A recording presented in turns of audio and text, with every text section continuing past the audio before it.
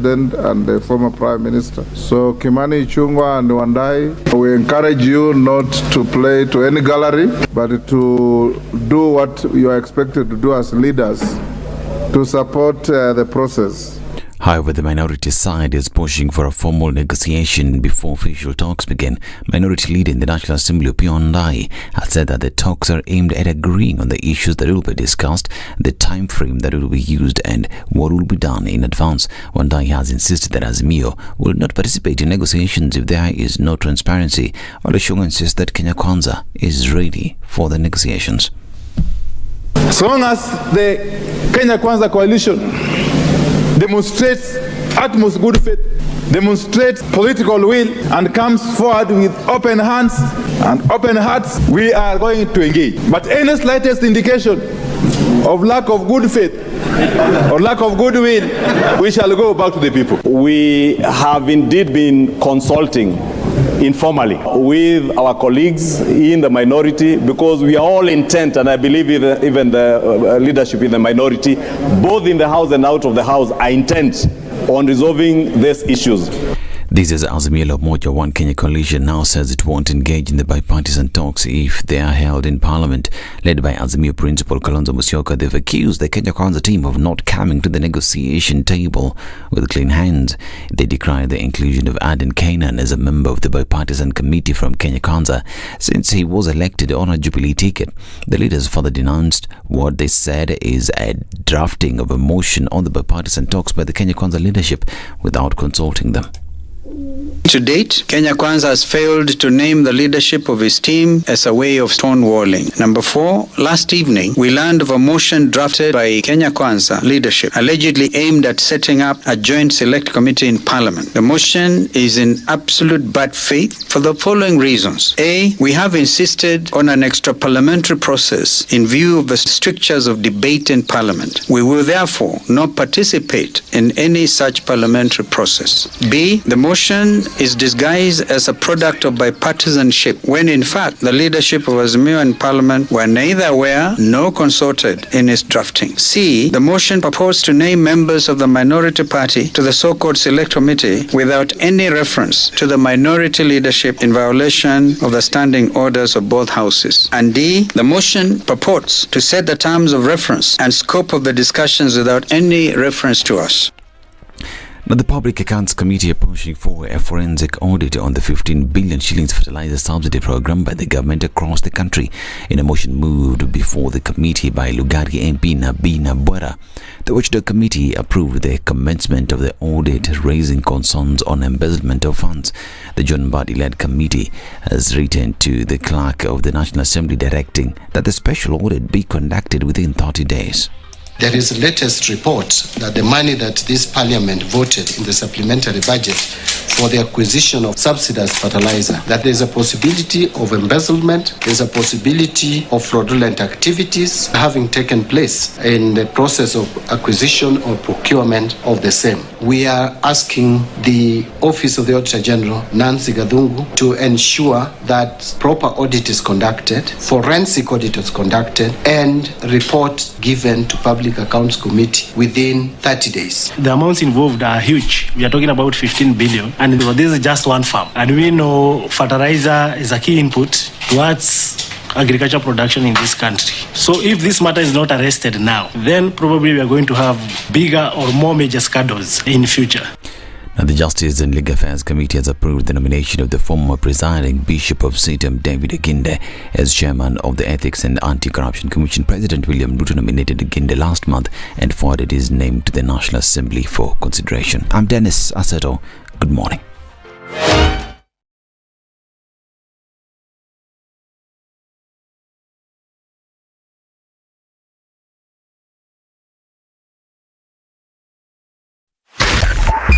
.5 Spice FM, Kisumu.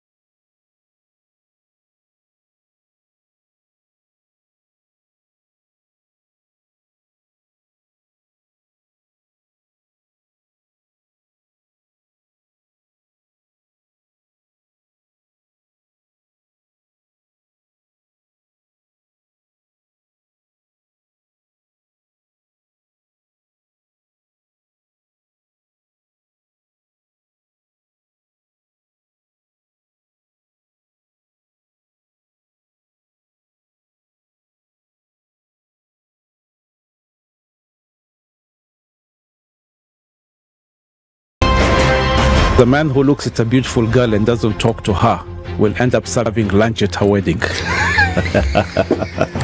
Aya, City, do like that. My father has killed a mouse. Will he fail to kill a man? Ameua panya. Small mammal, big mammal. Mtu atamshinda. What are they saying? How are we comparison? I mean, you kill a mouse. What are they saying? What they're saying is, my father has killed a mouse. Will he fail to kill a man? Name, surprise. Someone's name. The name surprised you? No, the name is surprise. No, what am I saying? I'm from Nigeria, man. I met somebody called I Believe. So your name is I Believe? Yes, my name is I Believe. But that's the short form. I said, excuse me? I said, yes, my name is I Believe. So what's the full name? I believe in the goodness of the The Situation Room, Kenya's biggest conversation.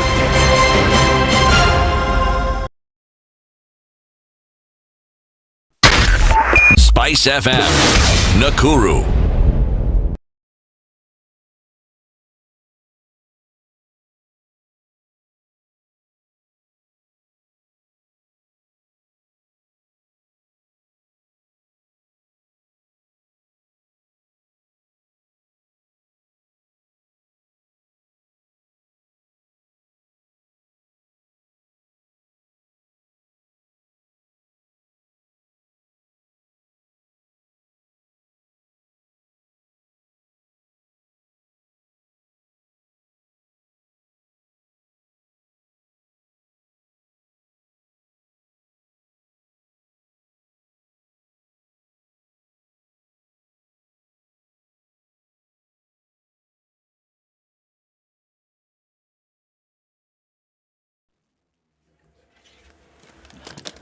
It's Wednesday. We're in the middle of week, and what does it look like out on these streets? Traffic is starting to build up in different parts of the city. Jago Road, usual suspects already waking up this morning to some traffic that's going into the city. Let's take a look at what's coming off the Thika Superhighway, and it's not coming in too heavy until you get to that Pangani underpass. So you're either going to connect with Wangari Maathai Way, or you're going to get on Murang'a Road, and then you'll be fine getting into the city, at least for now. Outer Ring looks pretty good. Juja Road is trying to do something at that junction of the Moi Forces Academy. We're looking at some traffic also coming off Gong Road, but it's not going to be anything too crazy at the moment. James Gishuru looking good. Also coming into Westlands, you'll be fine. Off Mombasa Road, not too much of a pickle at any one point. The Southern Bypass also looks pretty good if you want to enjoy that scenic view into the city before the morning traffic starts. Where are you this morning? Hope you're doing well. Too many accidents on the roads these days. Guys, be careful whatever it is that you're doing, wherever it is that you're going. Let's talk on Spice FM KE on Twitter and keep things moving this Wednesday.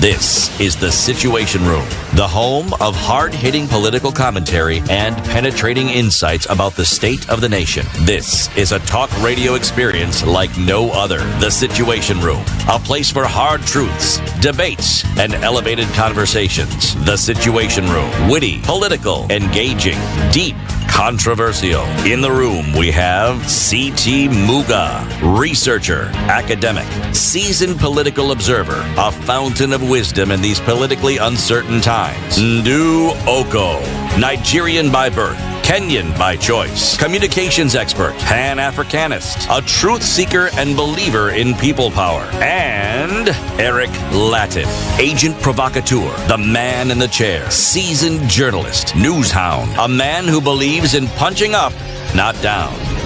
This is The Situation Room, the only seasoned political analyst. Seasoned journalist.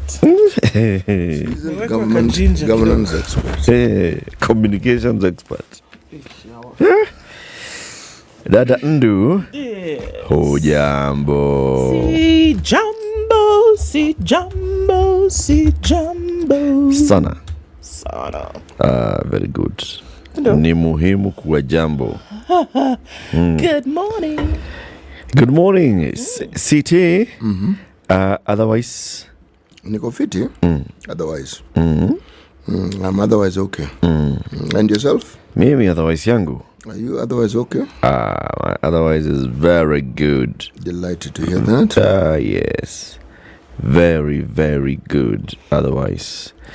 Today is Wednesday. It is. The 19th day of April. 2023. Yeah?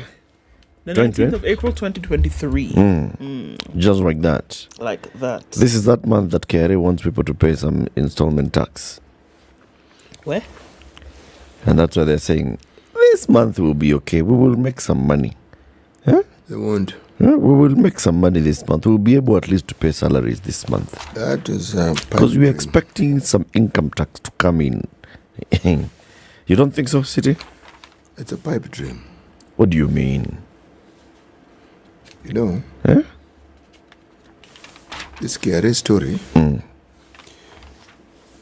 KRA should stop being prophets. You just collect money and tell us how much you've collected. And if there are shortfalls, tell us and then leave it at that.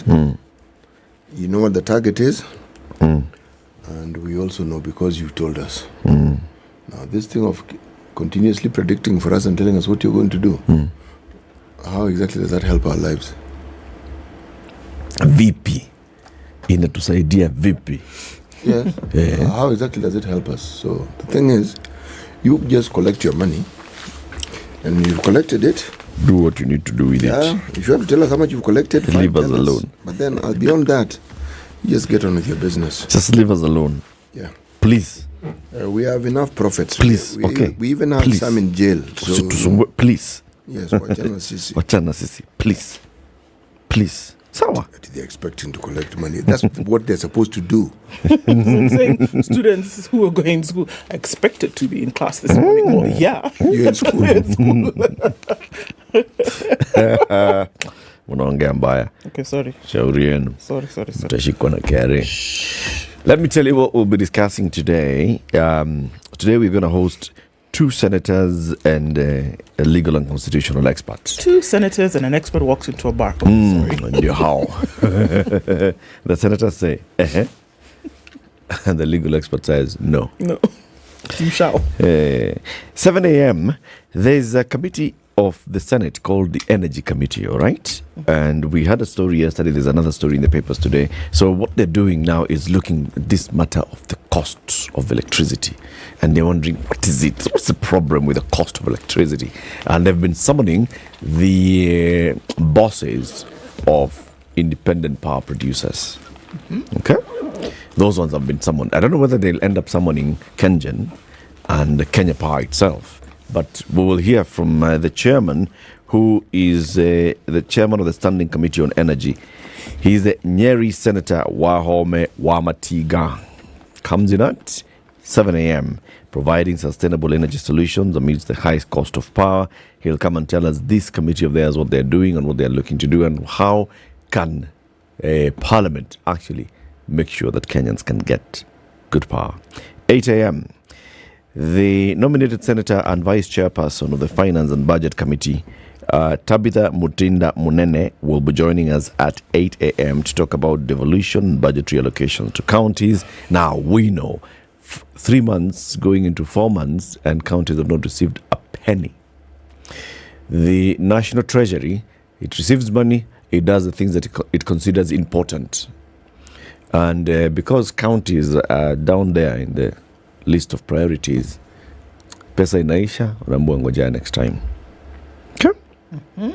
It's like having somebody who owes you money, and then every time unajua nilikuwa nalipa school fees hii mwezi, unajua niko na rent, unajua mama yangu kwa hospitali nimemlipia, unajua pia so we pesa yako inakuja. Nikipata pesa ingine, that is how the National Treasury is dealing with counties. Anyway, Tabitha Mutinda, the Vice Chairperson of the Finance Budget Committee of the Senate, comes at 8 a.m. At 9 o'clock, let's talk about the future of democracy. The person who was the chair of the Commission for the Implementation of the Constitution soon after the promulgation of the Constitution, they're the ones who drafted the laws that were bringing the Constitution to life. His name is Charles Nyachai. Currently, he is a judge at the East African Court of Justice. He joins us at 9 a.m. to talk about the future of democracy. All these things that we're talking about, you see, Azimio is one of the things that Azimio is pushing, is how to anchor democracy in political party democracy and all those things. And all these other things that we're also talking about, the state of the national treasury, these bills that are going there, all those matters. Bwana Charles Chai comes at 9 a.m. for that conversation. Sioni mambo mingi. Saya. Sioni mambo mzuri. Leo tutaongea. Sioni mambo mingi. Hiyo pana maneno mzuri. Ama namna gani? Ama namna gani? Nyinyi watu ya spice. Si watu wamesema tuanzie maneno hapa chini. Tupeleke huko juu. Tulete kila kitu maponi. Tulete kila kitu hapa. Hapa chini. Ndio isaidie kila mtu. Higher. That's what we'll be discussing. Keep it here for that. It's 17 minutes after 6. Everybody at the bottom, where you are, let us know. You are tuning in on Spice FM KE on Facebook or YouTube.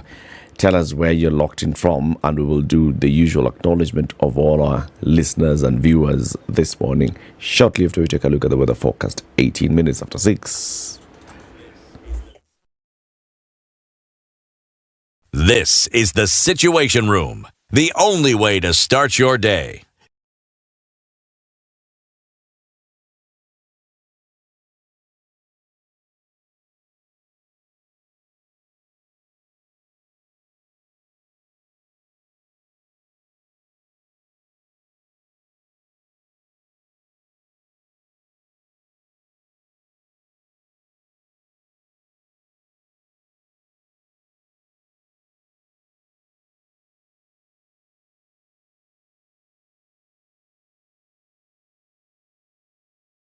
We're looking at partly cloudy conditions, a chance of rain in Nairobi, highs of 24 and lows of 16. We'll see lows of 14 in a mostly clear Nakuru, going to highs of 24. And it's partly cloudy at 15 in Nyeri, highs of 25. At 13, Eldoret is clear, highs of 25 and coming down to lows of 13 later. Partly cloudy conditions in Mombasa at 25, highs of 29. And we'll see highs of 30 in Malindi, where it's mostly cloudy this morning at 26. At 20, it's clear in Kisumu, highs of 28 and lows of 20. And at 16 degrees, Kakamega is clear, highs of 27. Going into Kampala, it's cloudy at 20, highs of 26. And 28 will be the high in cloudy Dar es Salaam at 24. Temperatures dropping in Johannesburg, it's 9 degrees and mostly clear. We'll see highs of 24. And at mostly clear conditions, Lagos is 27. It'll go to highs of 33 and lows of 26. It's partly cloudy at 25 in Kinshasa, highs of 35 today and lows of 25. Wednesday afternoon in Beijing is sunny at 18, highs of 27. And at 9 degrees, Paris is cloudy, highs of 19. And looking into London, we'll see highs of 14 and lows of 7. Tuesday night is clear at 9 in New York. Coming into Wednesday, we'll see highs of 15 and lows of 6.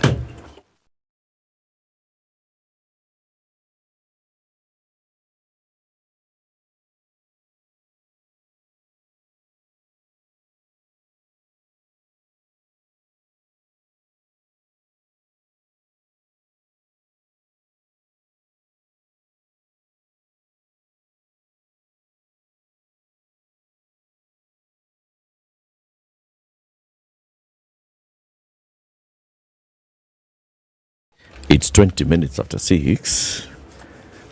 Nisalimia watu. Salimia watu. Evans Ndugu na Nyang. jamaa. Evans Nyang says, good morning, Nduoko, the believer in people power. Exactly. That sounds pretty serious. It is. Mambo vipi, Eric and Mzee hapo ndani ya studio. How do you answer mambo vipi? Fiti. Fiti. Aya, wako fiti. Mambo poa. Poa.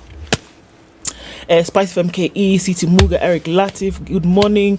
Great to see Mama Taifa back to who is that? Spice FM tuned in from Kihara. That's where Mlami is this morning. Esther says good morning. David Mogaka is tuned in this morning. Tom Ress is also here with us. Kisi is well represented. Wycliffe Ogora says good morning. Joseph is here with us. Mwisinga Itumbu West, specifically Bunyore, Emuhaya, Vihiga County, Tukondani. All those places and one. That's where Ziggy Mkulima is this morning. Fred Wanjohi says good morning. He's at Kenyatta University. Tuned in as usual, Jean-Pierre is with us this morning. On board from Kaptarakwa, EMC, Dominic Cheriot, good morning, Karibu Sana.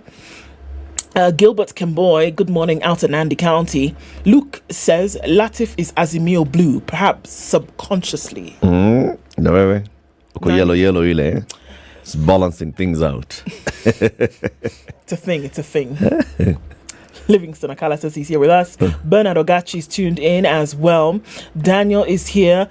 Collins, good morning to you, man. Tuned in from Eldoret. And Chris is also here with us this morning. Everybody clocking in into Kenya's biggest conversation.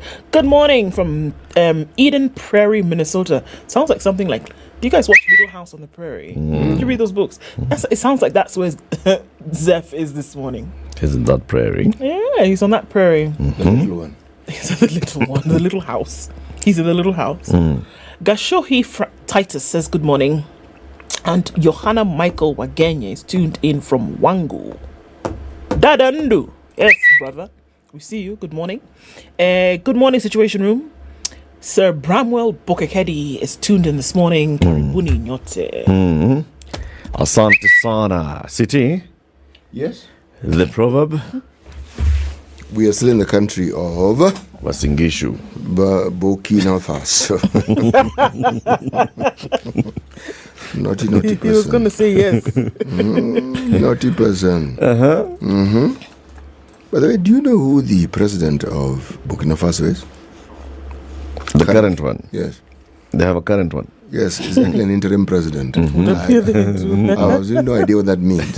He's interim? He's interim. Is he civilian or military? I suspect he comes from Burkina Faso. One would hope. What's his name? Ibrahim Traore. Yes.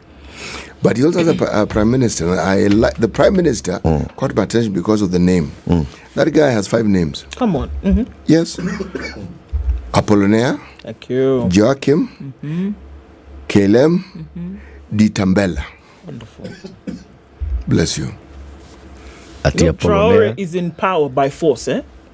He seized power last year. Bona Traore? Yes. Traore decided you people are not doing this thing right. I am taking over. So, but that is the history. All these schools that I mentioned to you are many. 1, 2, 3, 4, 5, 6. Everyone thinks someone is not doing a good job. They take over. Then someone else thinks that this person who's said they're going to do a good job is not doing a good job. Anyway. Oh, yeah. Let me read the proverb. If you haven't been to 2 marketplaces, you don't know which the best value is. It's true. If you haven't been to 2 marketplaces, you do not know which the best value is. So lazima na sambo markets. In fact, this past week, my mother told me, you enter the market, you don't buy from the first person that you see. You have to sample. Kama nanunua avocado na finya unaenda kwa finya nyingine unaenda finya nyingine before you decide na unauliza bei. City, where are you looking? Before you decide hii ndio ile avocado nanunua. I'm looking into the future. Eric, tumekuona bana. Anionea 18. Okay, let's look at the headlines. All right. On the front page of the Standard, I don't get it, but okay. Politics of ICC, why it may all be just hot air. Why it may all just why? It may all just be hot air. Ikizungu ina flow. I flow? Why it may all just why? Why? Can you say the why? It may. Say may. May all be hot. There's a just. No. Just hot air. Why it may all be just hot air. Oh, it's true. There's a just. Okay, so there it is. Subed. Politicians and the police boss have been issuing threats of going to the International Criminal Court at The Hague. But given the events surrounding the Azimio protest, it may not pass muster the court. Wallahi, that's what it says. Akia mama, hii headline ule mtu aliandika alikuwa amepiga jaba. Something. This one. Hapa. The person who wrote this headline alikuwa juu ya jaba. Kabisa. Something is not right here. Politicians Let and me the read police it again. boss. Politicians and the police boss have been issuing threats of going to the International Criminal Court at The Hague, but given the events surrounding the Azimio protests, it may not pass muster the court. Of course. Where else could it pass muster if not the court? Under the table. Yikes. Okay, so I'm not quite sure what that is, but okay. That's the front page. Failure to crack down on gangs returns to bite. There's a report on criminal gangs and elections warns failure to rein in thugs associated with politicians will always precipitate violence. Treasury is now eyeing the Eurobond. Failing to raise enough money in the local market, government is mulling external lenders. Azimio is still saying that no talks until the team is expanded, all right. And traders are rushing to clear maize stock as imports land so that they can sell at the preferred price, isn't it? Because when the imports land, obviously, they're going to be cheaper. On the front page of The Nation, debt headache as Kenya seeks new Eurobond. That's it. Because that's the thing, right? Cash crunch, economy is not doing too well. Things seem to be going to the doldrums. And it looks as though external borrowing is going to be the answer here. And inching closer and closer to the 10 billion shilling ceiling for borrowing. Right? Unfortunately, for me, looking at a headline on the front page of The Nation today, it's a really scary thing that we've seen in the last 72 hours. The Nation calls it 72 hours of road carnage. 6 students, my God, traveling home for the school holidays yesterday became the latest casualties on the roads, just hours after 16 others lost their lives separately in Taita Taveta, Muranga and Nakuru. The cabinet directed the concerned players to act to curb the crashes. But must it always have to come to this for action to be taken? Valid question here. We'll look into the details of that later. There's some numbers that are horrifying to read. On the back page of The Nation, JSS funding. The ministry has issued some tough guidelines, and we'll look into this story. Heads are warning against taking loans from banks without the government's knowledge. So the question that's going to pop out at you already is, then what are schools to do if monies that's supposed to come from the treasury does not? Alrighty. The Business Daily. State takes aim at big telcos with fresh dominance rules. The state will raise the threshold for telecom firms to be declared dominant to more than half of the gross turnover of the entire market, strengthening its focus on big tech companies. A government-backed bill has pushed the limit for dominance from 25% of the relevant gross market, fixing it at par with that set by the Competition Authority. Conflicting provisions had made it difficult for the Communication Authority to declare any operator dominant or punish abuse of market dominance. The proposed law puts heavy operational obligations on an operator who's been declared dominant and imposes punitive penalties for abuse of dominance. Okay?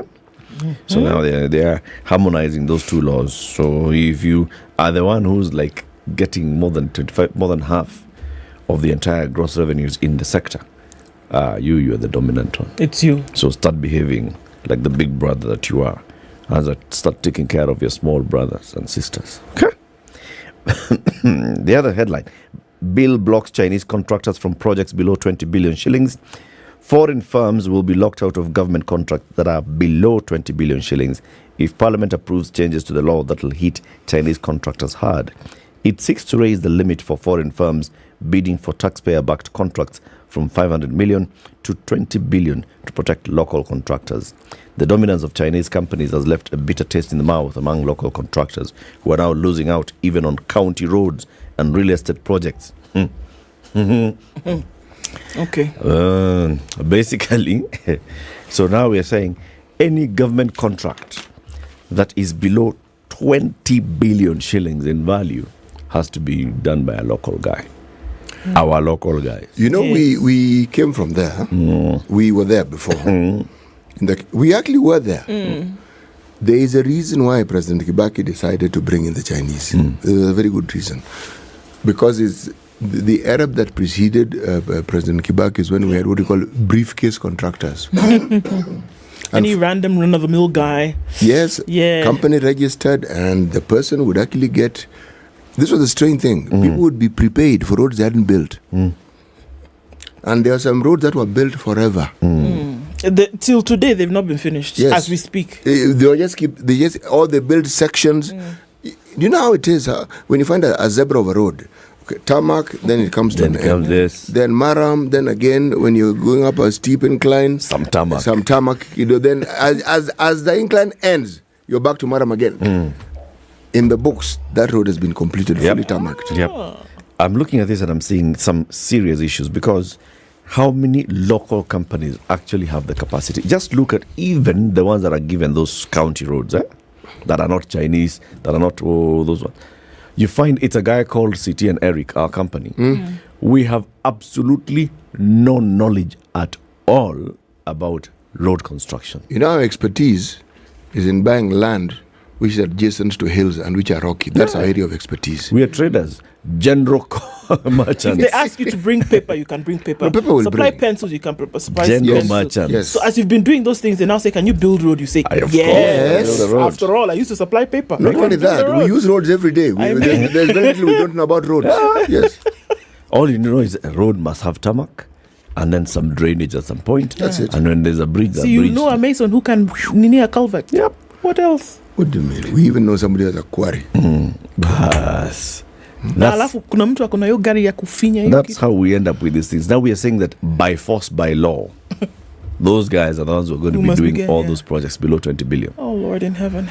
Mwasani. Can you see what we are looking at? Mwasani. I think it's okay if it actually goes further to say what kind of company wins Right. any contract. Right. Tighten those ones. Unfortunately, no. With this particular government and the path that they have shone a light on and shown us how they want to go,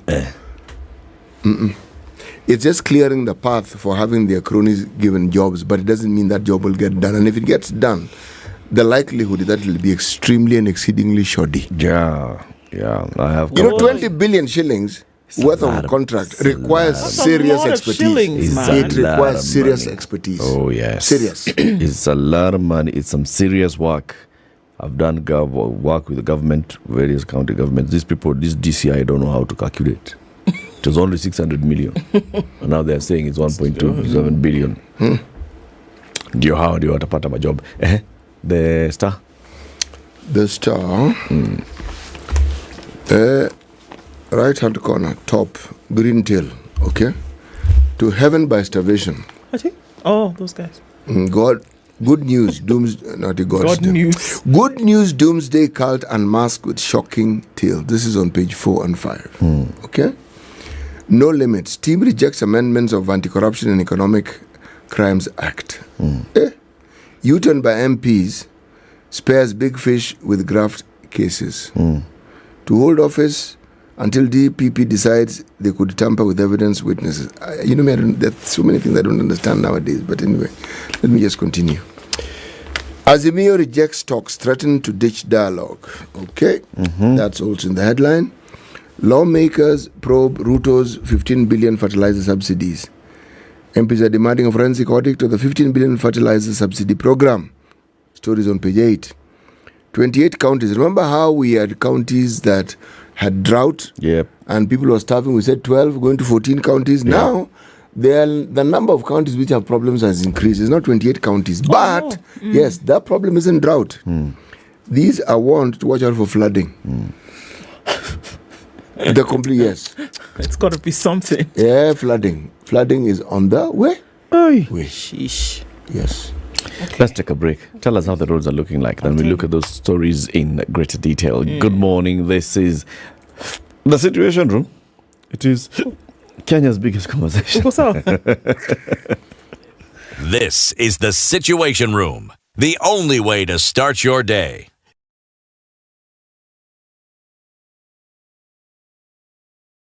Yolanda Mulo and DJ Absolute. When the gang is together, you know it's Sugar and Spice. Great vibes, conversations, a lot of humor. I like to say we don't give an F, we give 3 Fs. You and I are in this relationship, so it is me to tell you who we are. When you ask a chick, how many guys have you been with? She's like, including you. If it's fun, it's funky, it's fresh, you're definitely going to catch it here. I don't know what you do every day from 11 a.m. to 3 o'clock. If I were you, I'd tune in to Spice FM 94.4. I want you on my team. So does everybody else. Yeah.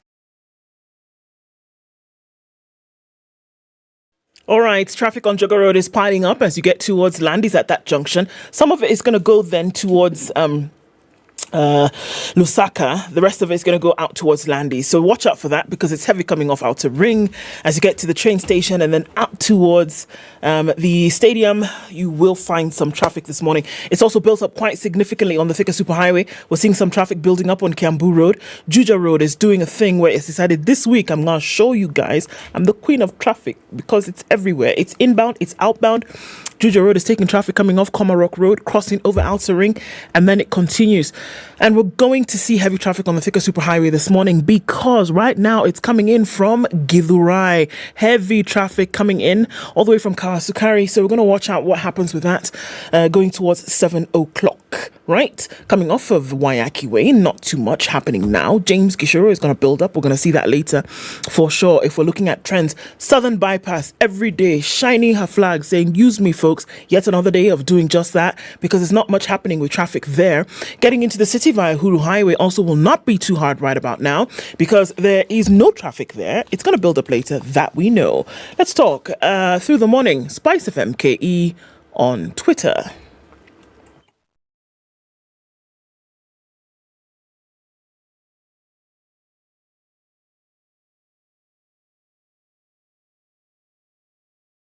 Mature, intelligent talk every morning. Spice up yourself.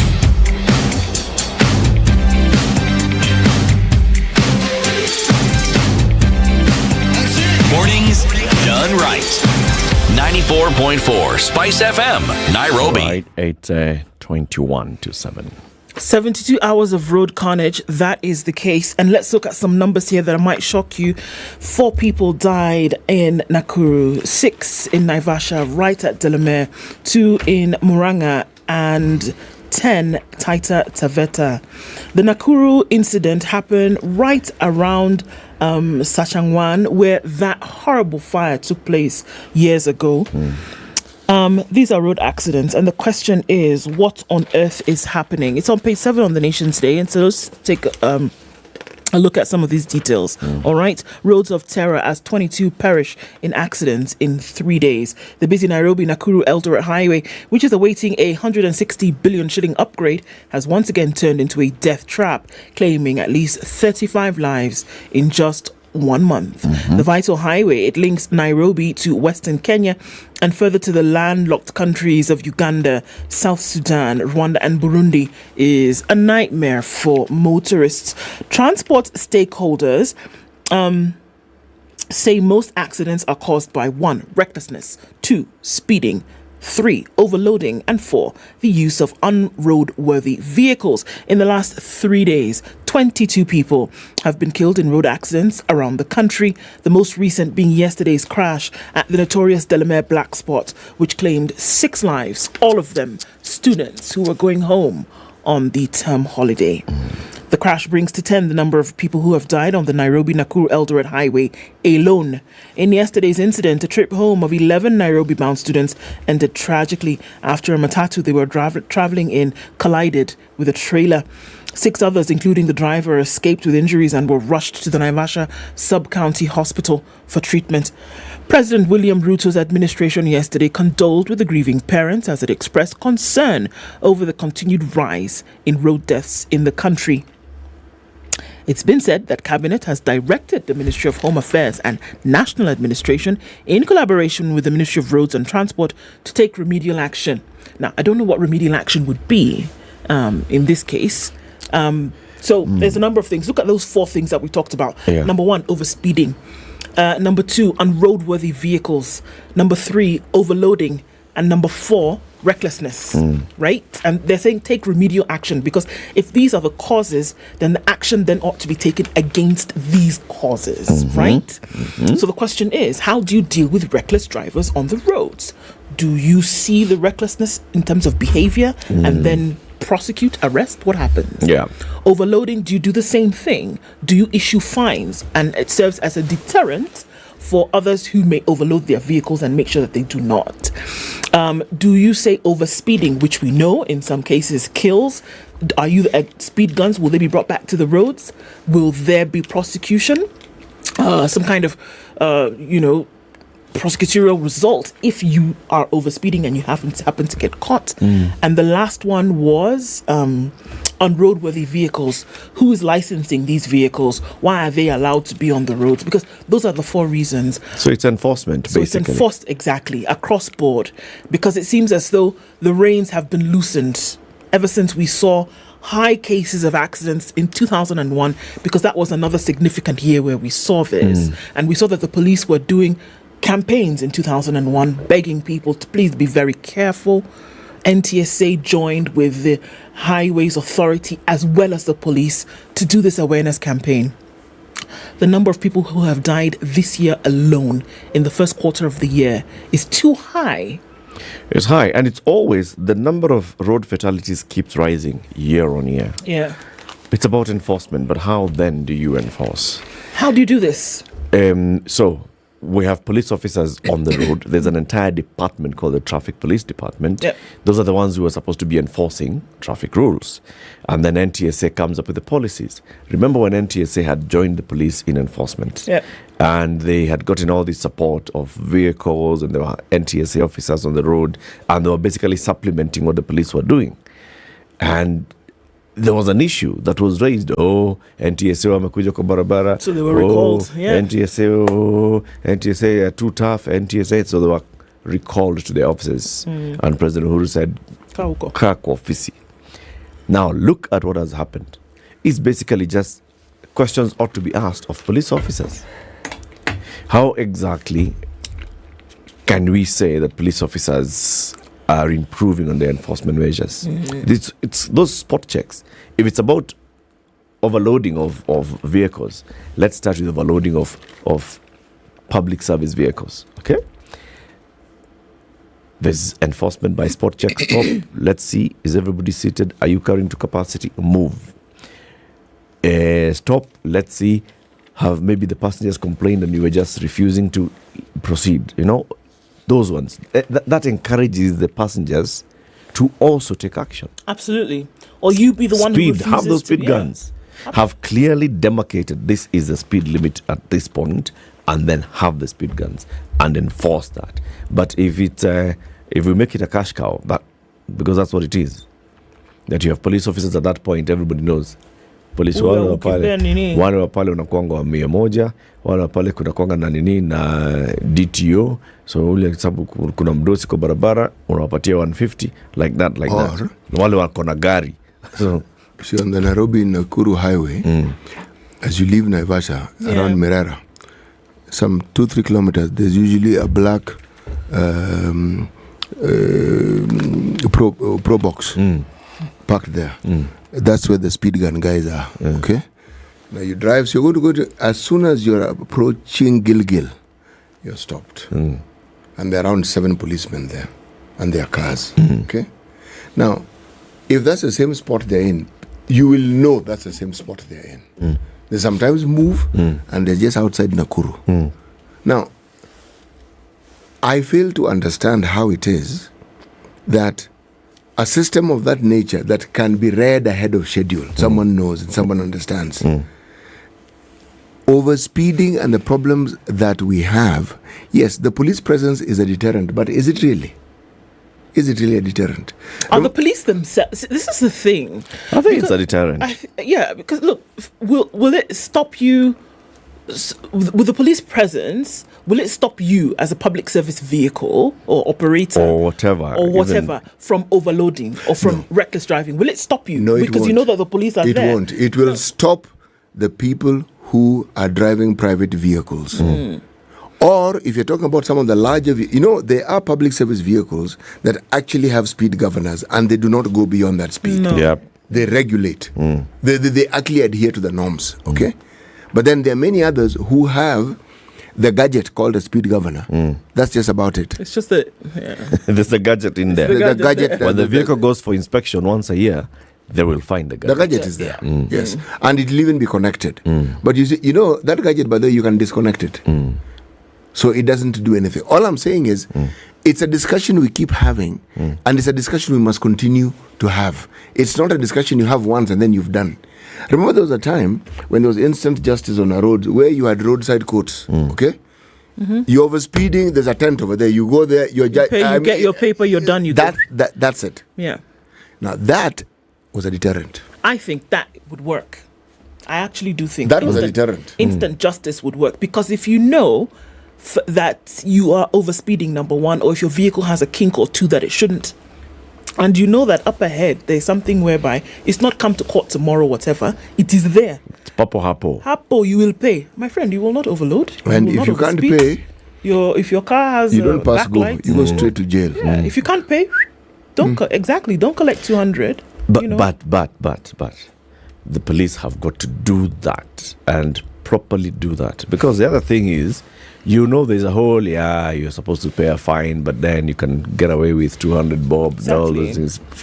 Or that you shouldn't be overspeeding, or you should not be overloading, but you can get away with it if you pay 200 bob. And that's the thing. The whole system is quirky. It's just knowing that you can get away with it. Because even now, that whole thing of you're here and the cash bail is 10,000 bob, but that's sufficient deterrence if it was actually being enforced. If it was being enforced. 10K, I don't have 10K on the... Where am I going to get 10K if I don't do this, I don't move? That is sufficient deterrence. But then get there, these guys... this guy, give him some 3,000. Ni 10,000 lakini let him 2,000 wende. Tanzania is crazy. And you know that. And police officers don't even joke with you. They don't joke with you. Yeah. You can't even try and talk to the guy. I told you the other day, when I went to Arusha in December. I have been on that road before. I know where the road traffic signs are. At this point, these are 50 kph zone. Whether it's clearly indicated. Beyond this, you can now go. I know this. I get to that town, I get to 50. The previous time I'd gotten to 50, I was so cautious that I did not even check. So I went even below. I went to about 35. I was stopped by the cop. Kaka, wajua tumekusimamishia nini?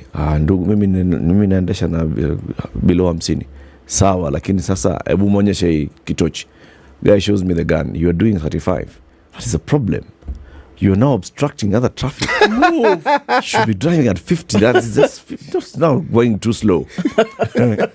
So this time, I'm driving and I'm thinking, okay, so I don't want to go below 35. I want to operate within the 40 to 45 to 50 range. At some point, bump, you go above. So it went to 53 or something like that. I was stopped by this woman. I'm like, madam, I know this road, okay? I am sure I was just doing 50. She's like, 50?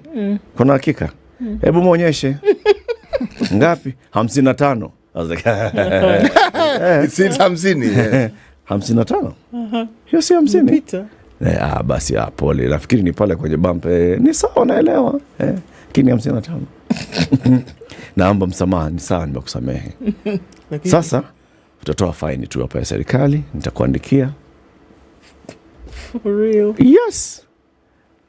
Lakini si nimeomba msamaha, umesema nimekusamehe, lakini sasa serikali ya sheria hapa. She gets into this gadget, it prints a receipt. There you go. Pay, brother. Hapo I paid. 30,000. I was like, God. Pesa ngapi yake? 500 bob.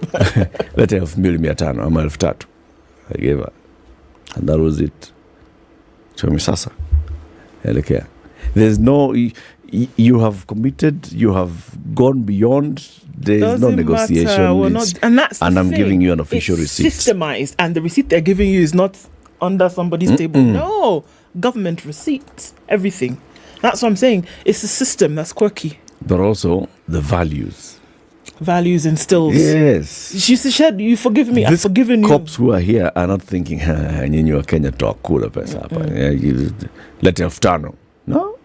It's like, this is the amount. Nitakuandikia. Oof. Haya. So senators are probing the wind farm's 24 billion shilling demand. This is from the Lake Turkana Wind Power Company.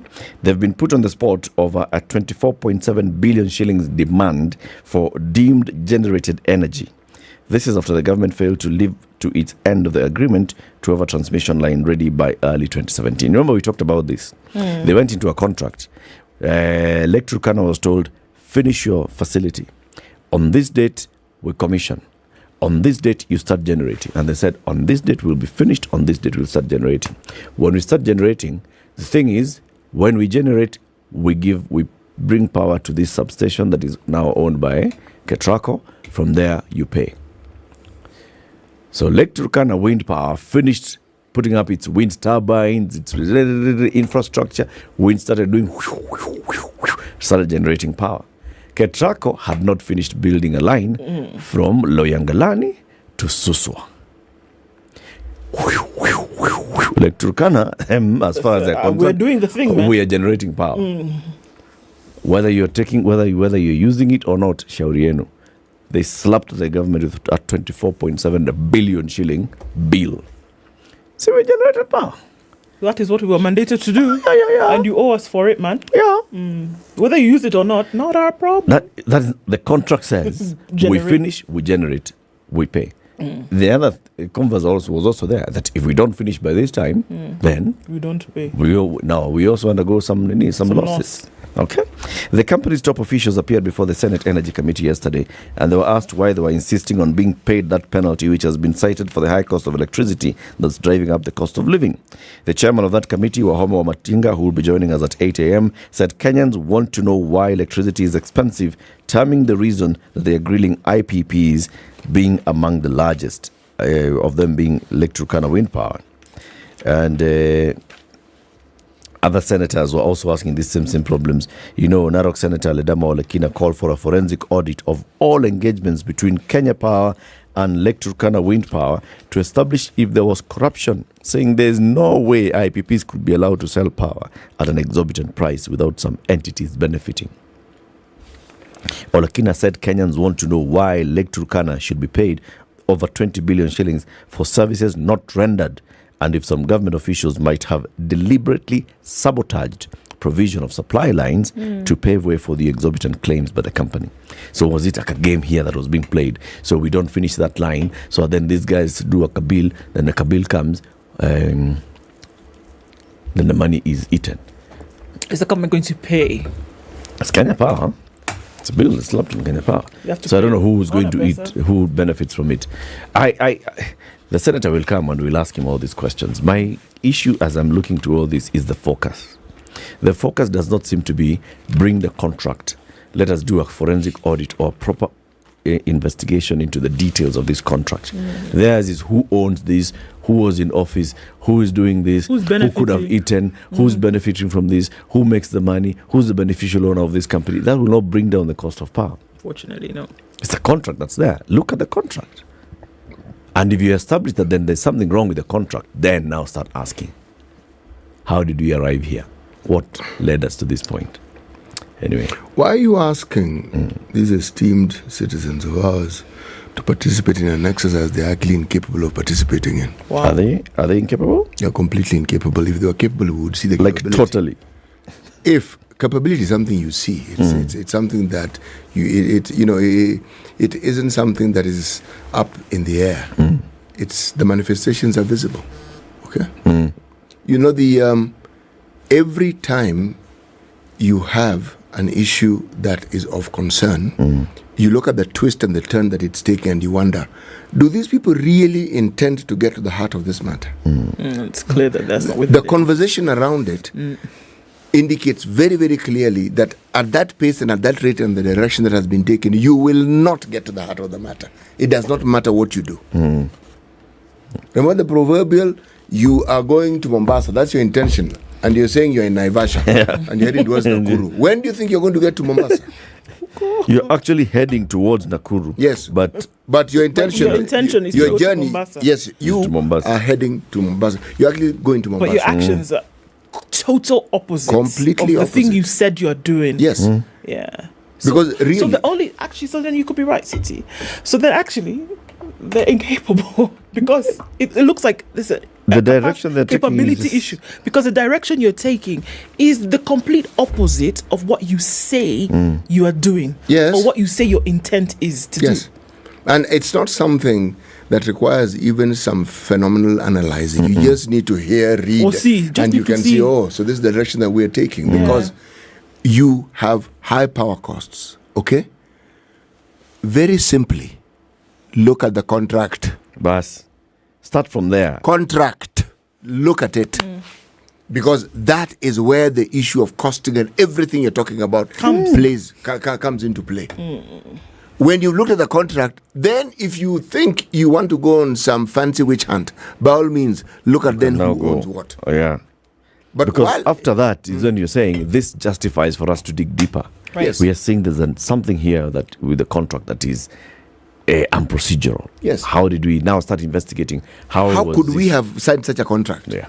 Now, the individuals whom you're referring to, yes, it could lend credence to that discussion, because you're saying if so and so was in this position at the time this was signed, they had the political muscle to have influenced this and this and this. Yeah. Now, then it will make sense. Then you can now show the ulterior motives. Precisely, That's but clear. Tell us what is wrong in the contract, because it's the contract that's bothering us. It's what's causing the problem, if indeed it is what is causing the problem. Watakuja watatuambia.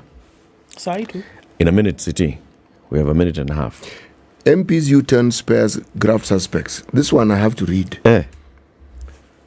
What these guys have done, there's a bill that sought to delete sections 62(6) of the Anti-Corruption and Economic Crimes Act, which protects elected leaders and independent office holders from stepping aside from graft. The MPs have gone and removed a clause that would have necessitated that if you're mentioned in graft, if you're a state officer, you work for the government in any capacity, you step aside. They've gone and removed that clause from the bill.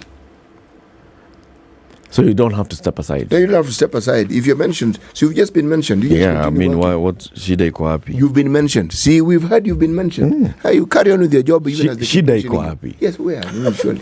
Mentioned As they keep mentioning you, you carry on with your job. It is to avoid political witch hunt and those such other gakamagamago. Yes, and then yet at the same time you want to know who owns what, when instead you should be looking at the contracts. And you haven't even mentioned the not even once do you hear the mention of the contract and saying, can we please see all these contracts?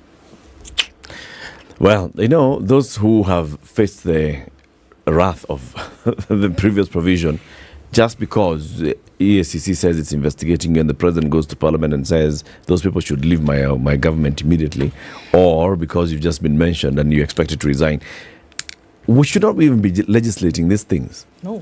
It should become an automatic thing as a human being, and you have been mentioned adversely and you want to clear your name. You say, you know what, guys, let's leave this stinky dogo.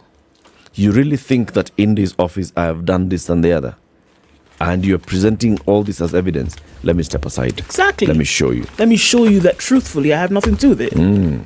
Hi, Kenya. Those are stories. Anyway, good morning, 7 a.m.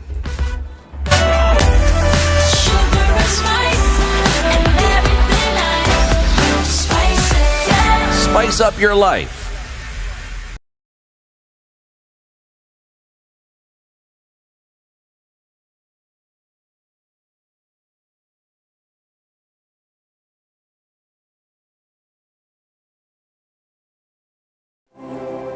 The news at the top of the hour. Good morning. This is Newsroom. Dennis Aseto. Majority and minority leaders in the National Assembly and the Senate are expected to redraft the agenda for the Azimio and Kenya Kwanza bipartisan teams. The Speaker of the National Assembly, Moses Wetangula, yesterday rejected draft presented by the majority leader in the National Assembly, Kimani Ichung'wah, saying that such a bill must also be presented by the minority side upon consultation. I think you have heard your leaders. They have a very serious legal and moral duty to this house and this country to sit together, avoid unhelpful brinkmanship, and bring to the house something in furtherance of the wishes of the two leaders, the president and the former prime minister. So Kimani Ichung'wah and Wandai, we encourage you not to play to any gallery, but to do what you are expected to do as leaders, to support the process. However, the minority side is pushing for a formal negotiation before official talks begin. Minority leader in the National Assembly, Opiyo Wandayi, has said that the talks are aimed at agreeing on the issues that will be discussed, the time frame that will be used, and what will be done in advance. Wandayi has insisted that Azimio will not participate in negotiations if there is no transparency, while Oshungu insists that the Kenya Kwanza side is ready for dialogue. So long as the Kenya Kwanza coalition demonstrates utmost good faith, demonstrates political will, and comes forward with open hands and open hearts, we are going to engage. But any slightest indication of lack of good faith or lack of goodwill, we shall go back to the people. We have indeed been consulting informally with our colleagues in the minority, because we are all intent, and I believe even the leadership in the minority, both in the House and out of the House, are intent on resolving these issues. This is Azimio la Umoja One Kenya coalition now says it won't engage in the bipartisan talks if they're held in Parliament. Led by Azimio principal Kalonzo Musyoka, they've accused the Kenya Kwanza side of not coming to the negotiation table with clean hands. They decried the inclusion of Aden Canaan as a member of the bipartisan committee since he was elected on a Jubilee ticket. The leaders further denounced what they said is the drafting of a motion on the bipartisan talks by the Kenya Kwanza leadership without consulting them. To date, Kenya Kwanza has failed to name the leadership of his team as a way of stonewalling. Number 4, last evening, we learned of a motion drafted by Kenya Kwanza leadership, allegedly aimed at setting up a joint select committee in Parliament. The motion is in absolute bad faith for the following reasons. A, we have insisted on an extra parliamentary process in view of the strictures of debate in Parliament. We will therefore not participate in any such parliamentary process. B, the motion is disguised as a product of bipartisanship, when in fact the leadership of Azimio and Parliament were neither aware nor consulted in its drafting. C, the motion proposed to name members of the minority party to the so-called select committee without any reference to the minority leadership, in violation of the standing orders of both houses. And D, the motion purports to set the terms of reference and scope of the discussions without any reference to us. Now, the Public Accounts Committee is pushing for a forensic audit on the 15 billion shillings fertilizer subsidy program by the government across the country. In a motion moved before the committee by Lugari MP Nabi Nabwera, the which the committee approved the commencement of the audit, raising concerns on embezzlement of funds.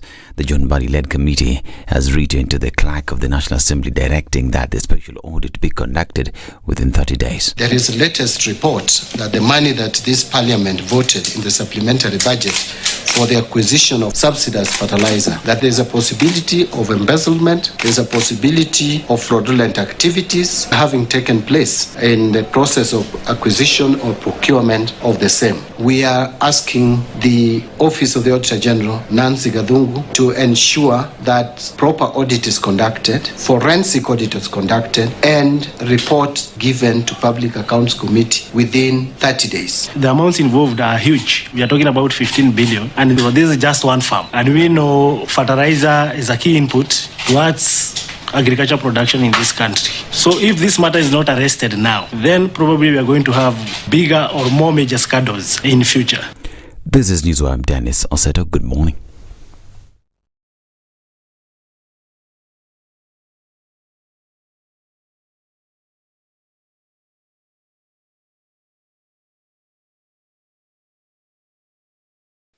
All right, Jogger Road is heavy with traffic, and wondering what that issue is or was on the Sika Superhighway this morning. There's been an accident, unfortunately, and that is what is causing that traffic as you're trying to come in through on the Sika Superhighway out towards the Pangani underpass. So there's an accident that took place up there right around Roy Sambu, and so that's why it's slow. Apart from that, you're going to have your normal morning traffic. So all of this is going to compound the issue. All right. Jogo Road heavy going out towards the City Stadium roundabout. So going on to Lusaka Road, then out towards Landis and out towards Kamkunji. That continues to do its normal thing. Heavy traffic on Kiambu Road as well. It's all compounding with what's going on the Thika Super Highway. And we're looking at traffic on Limuru Road coming in from Village Market, out that whole area. And James Gishuru already packing up with traffic getting out towards Waiaki Way this morning. The Red Hill Link Road is looking good. Use that as an option to get out towards Spring Valley and then into the city via Mwanzi Road should you need to. We're looking at some traffic on Langata Road. It's been a minute since we saw that, but there's some traffic there this morning. Let's talk on Spice FM KE on Twitter. It's a few minutes after 7 o'clock. Let's keep things moving this morning.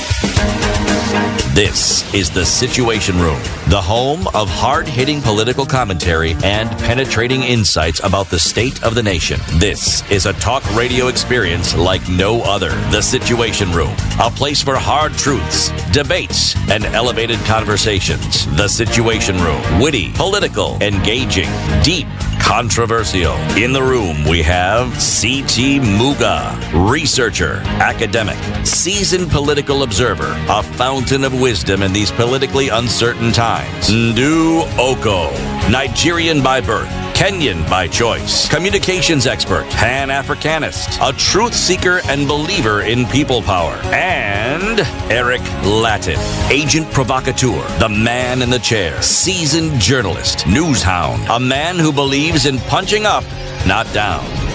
This is The Situation Room, the only way to start your day. It is 7 minutes after 7. Good morning. Welcome to the second hour of The Situation Room. Thank you very much for tuning in. If you're on Spice FM, if you're on YouTube or Facebook, or those who are now joining the conversation on KTN Home, here every weekday morning from 6 a.m. to 10 a.m. This is undoubtedly Kenya's biggest conversation. We have these conversations every weekday morning. This is where we also tell you about the best way to invest and grow your wealth. Do you have as little as 50,000 shillings and you're looking for, ideas? What do I do with this money? Can I put it somewhere in 3 months, in 6 months, or in 12 months? And can I grow that wealth? Kingdom Bank are telling you, oh yes, indeed, you can come to us. And what we can do is we can help you in growing all this wealth. If you go to Kingdom Bank, they say you can earn up to 10,000 shillings from as low as that 50,000 shillings on your fixed deposit for 3, 6 and 12 months. And all you need to do is visit any of their branches across the country, or you can call them 0709 881300. That's 0709 881300. Get more information about their savings, fixed and junior savings accounts. Kingdom Bank, Songa Mbele na Kingdom Bank, regulated by the Central Bank of Kenya. Terms and conditions apply. We have a guest joining us in the studio today. We have two senators coming back to back. The first senator is the senator for Nyeri County. His name is Wahome Wamatiga. He joins us now. Senator, good morning. Good morning. Karibu sana to Kenya's biggest conversation. Thank you very much. I'm actually quite fascinated to be here. I've never been here before, and actually it's quite a new experience looking at how expansive this place is. And when I was told about this, I thought to myself, what's that? And now coming in here, I thought, how comes I didn't know about these people? Then I just realized just how little I haven't traveled this country. And yes, I say this is a good thing, seeing Kenya, we actually do not talk about ourselves too much. There is a lot that we've achieved, but I think we concentrate too much on the bad things and too little on the good things. So everybody believes out there Kenya is all about bad things, but this is quite a good piece of investment, and I would say congratulations. Kabisa. Asante sana, karibu sana. We call that the hot seat of the Situation Room. Make yourself comfortable. It's going to be warm. Thank you. You're here because you're the chairman of the Standing Committee on Energy in the Senate, and you've been busy. We've been talking about, the reports coming out of your Senate committee hearings every day. Today there's a story. Yesterday there was another story. You'll be telling us all about that. Yes. Cost of electricity, energy has been high and has been going up in the country for a while. And that's why we want to have you here. Your name is Wahome Wamatiga. Yesterday, when I mentioned your name, CT and Ndu asked, okay, wait, which one? Because you see, we're used to Wamatagi. Yes. The senator. Kimani Matangi. Yes. And then there's Wahome Wamatinga. And then they ask, telling them, we've changed names, Bana, in this country. So he is of the what exactly? He is of the, yes. The tractor. Yes. Yes. Actually, that's quite interesting how I got the name. When I came back from Germany some years back, I lived in that country for 20 years. And I came back into this country and I realized that we had a very big gap in terms of actual skills. What we've been doing, me included as parents, we've been pushing our kids to take up university degrees without caring whether those are employable skills. And I started up a company, and then I found that I could not get skilled labor. And I realized that there was quite a very, very huge demand. So I started a school, a technical college called Institute of Applied Technology, that did not ask you what qualifications you had, so long as you were 18 years old, you had an ID, and then we started training people on operation, maintenance of these heavy equipments. As you saw this, when this superhighway was being constructed, you saw some young ladies pushing and driving, operating very heavy machinery. Yes. Most of them are my trainees. I have managed to take so many to Israel when Qatar was building up their stadiums. We actually give them a lot of machine operators, both men and women, and it became like a landmark, and I thought to myself, this is a good idea. And we opened another branch in Nakuru, we opened another one in Karatina, and people started referring to me as Wahome Wamatiga. So, that Wahome the who one has who's helping people too. And it became a name, and I somehow like it because it left a very huge footprint in my life. And when I'm asked what have you achieved so far, I would say I was able to change an industry that nobody ever thought about. And today there are quite a number of people doing the same thing. When I started that, people told me it can't work. It's too expensive. You'll not even get customers. But today, it is one of the leading institutes training people without caring where you've come from, whether you've been to school. And we'll train you from certificate to artisan to diploma to degree. Right. And that is a good thing. That's how I got the name. Institute of Applied Technology. Yes. We've heard about it. It's good now to see where the Wamatinga comes from. Yes. Okay. City, now you get it? Wamatangi is for drums. Not only do I get Wamatinga it, is for tractors. I am actually fascinated. Yeah. I'm actually fascinated. And you are right, Senator. Yes. There are many, many, many good things that happen in this country. And there are very, very many people in this country who have applied their energy and time to achieving wonderful things, but we never hear enough of it. Indeed. Yes. Impacts. Yes, we fill our minds with things that are negative, and unfortunately, most of them are associated with the place you work in. Yes, true. And the people you work with. Yes. Unfortunately. Well, I think we Kenyans did one mistake. We left this country in the hands of politicians. I happen to be one right now, and I can tell you, as we're sitting, as you've mentioned, light-free, in this energy committee, you can see some of the people, we're sitting, some of the committee members. We are there with Senator Olekina. We are there with Senator Sifuna. We are there with Senator Oburu. But we are so united, you will not even believe that we are the same people when we get to the chamber who scream at each other. You will not believe that. Because united to the cause of knowing that energy is one of the key enablers in any economic. And if we need to develop this country, which we all agree that we need to, then we must ensure that the cost of energy comes down. There is no way we are going to attract investors here while the energy becomes unaffordable. So moving forward, and we agreed, we sat down and agreed, it is not on the streets, it's not throwing the stones, it's on the table where we start engaging with each other, where we have a candid conversation and we start asking us, where did the lane start beating us? And then what unites us even more is that we realize all these IPPs, the independent power producers, that have been put in place, some of them as long as 20 years old, the stakeholders are all the same. These are the same guys, these are the same cartels who own the coffee industries, who all control the tea industry, who control the milk industry, who control the banks and the insurances. And we realize, hey, we've been fighting the long battles. We've been fighting for the long causes. And we said, let's have a united front in this one. And I can tell you, moving forward, once we conclude this, we'll come up with procedures, and we'll come up with recommendations. And most importantly is, we are telling these investors, as much as you've been invested in this country, you're generating power using diesel. One, you are killing the future of our children. That is one thing. The other thing is you're milking Kenyans dry because the contract is coined in such a way that whether you produce, whether we take or we don't, we still have to pay. So it means like our die is cast. But then the question is it not maybe cheaper to terminate some of them, pay the damages in terms of penalties, save our environment, and maybe introduce newer, more efficient, and maybe even environmental friendly energy. The question is, what is the cost of our polluting our energy? To some of us, we cannot pay for it. It's too expensive. Then that's the candid discussion we're having. And I can tell you, once we're out of that chamber, when we're not senators, when we are Kenyans, we can do a lot of things. We can do a lot of things together. But by the time we get back to the chambers and I have to push for the interest of my party, they have to push for the interest of their parties, then we become politicians. Then we become other things. Yes. All right. Our conversation has been set up nicely to be nice and hot. City, please welcome the senator formally with the day's proverb. Yes, our proverbs for the whole of this week and our weekends on Friday are from the country of Burkina Faso. Okay? The land of honest and upright men. Okay? If you haven't been to two marketplaces, you don't know which the best value is.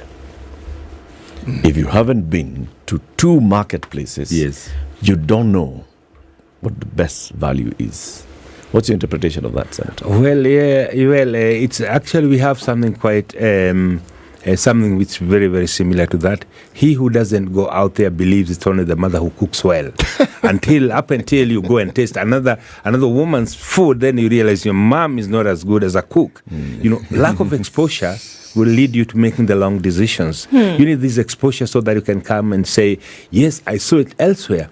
The way I would interpret it, and the way we apply it here in Kenya is, and that's exactly brings me back to the point where we started. We talk too little of the good things and concentrate too much on the bad things.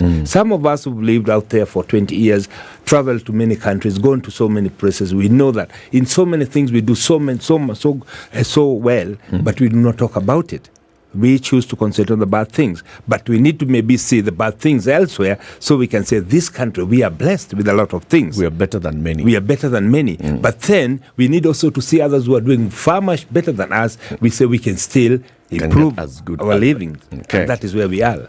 Senator, so you've given us the background of your thinking behind starting these investigations into the cost of power. Why are you only focusing on the independent power producers, or is this broad? Well, let me start. Let me put it this way. In most countries, like Ethiopia, I'll give you the example of Ethiopia. They do not have a single independent power producer. They had assigned one to produce 1,000 megawatts, and then they terminated. If you look at the companies that produce power here, independent power producers, especially the ones using thermal generated power, they are the most expensive. Why we want to interrogate this is because if you look at the ownership of some of these companies, they are owned by who's of this country, the political class, the power that was. So what it meant is that the contract was skewed to favor them for the next 2 decades. And that's why we're saying, let's try to see whether we can see a loophole. And in some of them, we've seen very, very big glaring loopholes, commitment of omissions of fact that was supposed to be considered, contractual matters. We've seen one particular one where Kenya Power Pension Fund is a shareholder of an IPP. They are selling power to Kenya Power. The pension fund of the employees of Kenya Power is a major shareholder. Look at it this way. If you are a shareholder in my company, then you'd be hell-bent to make sure that I don't make any losses, because my losses would mean that you have reduced dividends. That is already a conflict of interest. And we're going to look at it. How did the shareholders even decide that they want to invest in this power producer? Why not look at the Kenyan? Kenyan produces 70% of the power. They are paid 30% of the cost of power. IPPs, independent power producers, they produce 30%, they take up 70% of the cost. If you are to interrogate what is the cost. What does that mean? That means that... so let's start with the production. Yes. So you're saying that if you look at the energy mix and who is supplying power to Kenya Power, yes, KenGen is supplying 70% of the power that we have in the grid. Yes. Okay. Yes. And this is from hydro stations, geothermal stations. Mixed, it's also a mixed portfolio. They also have some solar. Yes. They have some thermal as well. Yes, yes. In terms of this heavy fuels. They also have heavy fuel stations. Yes. But then they combined, they do 70%. Yes. But in terms of the cost, this is how much Kenya Power pays to purchase all this. They only pay 30% for the 70%. And then the 30% is costing 70% of the total bill for Kenya Power. Yes, and this 30% is produced by independent power producers. Not including KenGen. No, we're not including KenGen. KenGen does 70% of the what we consume, IPP's 30%. But in terms of costs, it's exactly the other way around. Opposite. So the question is, if we shut them down, if we sit down and say, let's pay them off, let's pay the damages, let's pay the liquidated damages for shutting them down, what is the cost of the environmental pollution that they are causing? That would be the first question. Then we're asking ourselves, what is the cost of erasing the carbon trace they are leaving back, the footprint of the carbon? What would be the cost of that? If we look at all those factors and come to the conclusion that it will be cheaper to terminate, especially the thermal one, then I think it's a decision that needs to be to be made. And it is a hard decision, but it needs to be made, especially looking at the sustainability of look at it this way. Climate change has become not only a topical issue. Kenya, we've seen it. The last couple of years, we've faced a drought that we've never faced for the last 40 years. And we're saying this is because of climate change. And we are saying we want to fight for climate change, environmental conservation. And we must start looking at where we are getting that. Dirty energy is one of them. Senator, even as you look at this and we say, okay, there are many things, there's a myriad of things that are happening as a result of these contracts. We're looking at the cost of power for a Kenyan today has shot through the roof, and we're looking at this month of April, by the end of it, likely for them to rise again. And we're saying that there's also power that's being produced that's not being used. Quite a lot of it. The government is being slapped with bills of 24 billion shillings and above, isn't it? So what you're saying is that one of the solutions to this is to terminate the contracts. What would be the consequences of terminating these contracts? And is it something in terms of a shock that the country then will be able to bear if we did, to be able to save this situation? And let me give you a very, very sincere answer to that. You've mentioned it lightly. We are producing power, geothermal, which is very, very green and very, very efficient, readily available and very, very cheap.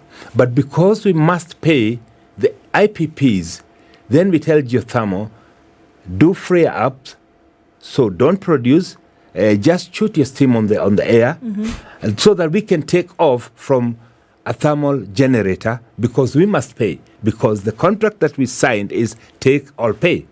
It doesn't matter whether you take or you don't pay. My take is this: if we would shut down the thermal generator, we will pay damages for that. We'll pay penalties for that, yes. But I'm looking at it from this approach. If we look at the impact on the environmental costs for running one diesel plant, it is very, very expensive. The only problem is that because we have good and plenty of what we would call clean air, we do not look at that as a cost.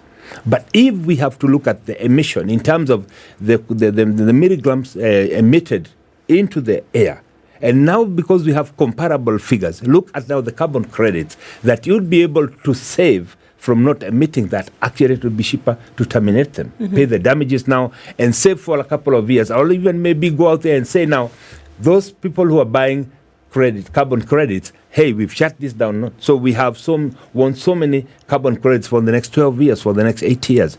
However, we also realize that through this inquiry that we need to bring a lot of efficiency, a lot of effectiveness into the Kenya Power. Why? Just because of the old systems that we have, transmission lines, we lose 26% of the power that you produce. I buy from you, but as I'm distributing to the consumer, 26% of it's lost. If we increase a bit of efficiency, we would save 26%. The world best standards are up to 10%, it's acceptable. But 26%, of course, we are on the higher side. So if we were to go with the world standard and lose only maybe 10%, we would bring the power down by not doing anything, only improving the infrastructure by 16%. That is one thing. If we extend our network to the neighboring countries, to Tanzania, to Rwanda, we would be able to export what we are producing in excess so that we do not have to go to geothermal and tell them, free up the steam that you've already invested so heavily. One geothermal borehole costs about 600 million to sink. So once you've tapped that steam, and then you're told, now we do not need your energy, free up because we have to take some few megawatts from a few thermal generators. If we did the line from Olkaria or from Suswa to Mombasa, we would be able to effectively shut down Labai power, which gives us about 90 megawatts of thermal. See, the comparison we are doing is what needs to be done. One is to improve the infrastructure that we have. We need to work on the inefficiencies of Kenya Power. We need to mitigate the 26% we are losing. If we buy a little bit more, because if we are able to export to Tanzania, to the neighboring countries, then we would exploit the potential that we have now, assuming that we have everybody learning. We would be able to exploit the potential we have. And now, because we would be distributing the cost to many units sold, we would be able to bring the production and the cost of production by another 30%. And because one of the things that makes power very, very expensive is the fact that these thermal generators, they run with what you call a peak road. They are not the base road. They just told, okay, now switch on one generator, give us the power. Whether they switch one or none, they're still paid. Okay. And these things, Senator, but they're not paid the same amount. There's a difference there. That is exactly what I'm saying. So they're paid, let's say, just for information purposes, or they're paid a shilling for operating because they have to have some machine running. Yes. And then let's say at peak time they're told, now switch on your other generator so I can give me more power. Then they're paid now 3 bob. Well, in that evening. Now, that's exactly where you have it wrong. What happens is, whether they are producing, whether they are not, whether they are running the machines or not, there is what you call being ready to do that. There is a pay for that. And then there is what they say, this is my capacity. Whether you take it or not, you still pay for it. So you pay for the entire capacity? That is it. So if we do not take the entire capacity, we take only 30%, but we pay for 100%, we are losing 70%. If we were to take the 70% and export it to a neighboring country, then it would mean that the Kenyan consumer would only be charged for the 30%, the 70% will be offloading to other market. So that is what makes it very, very expensive. So, okay. At some point, Kenya Power enters into a contract with a power generating company. Kenya Power says, I need X megawatts. Yes. Can you do X megawatts? Power generating company called Wamatinga and Latif comes and says, you need 3,000 megawatts, we can do 250. That's our capacity. They say, all right, do the 250. Okay?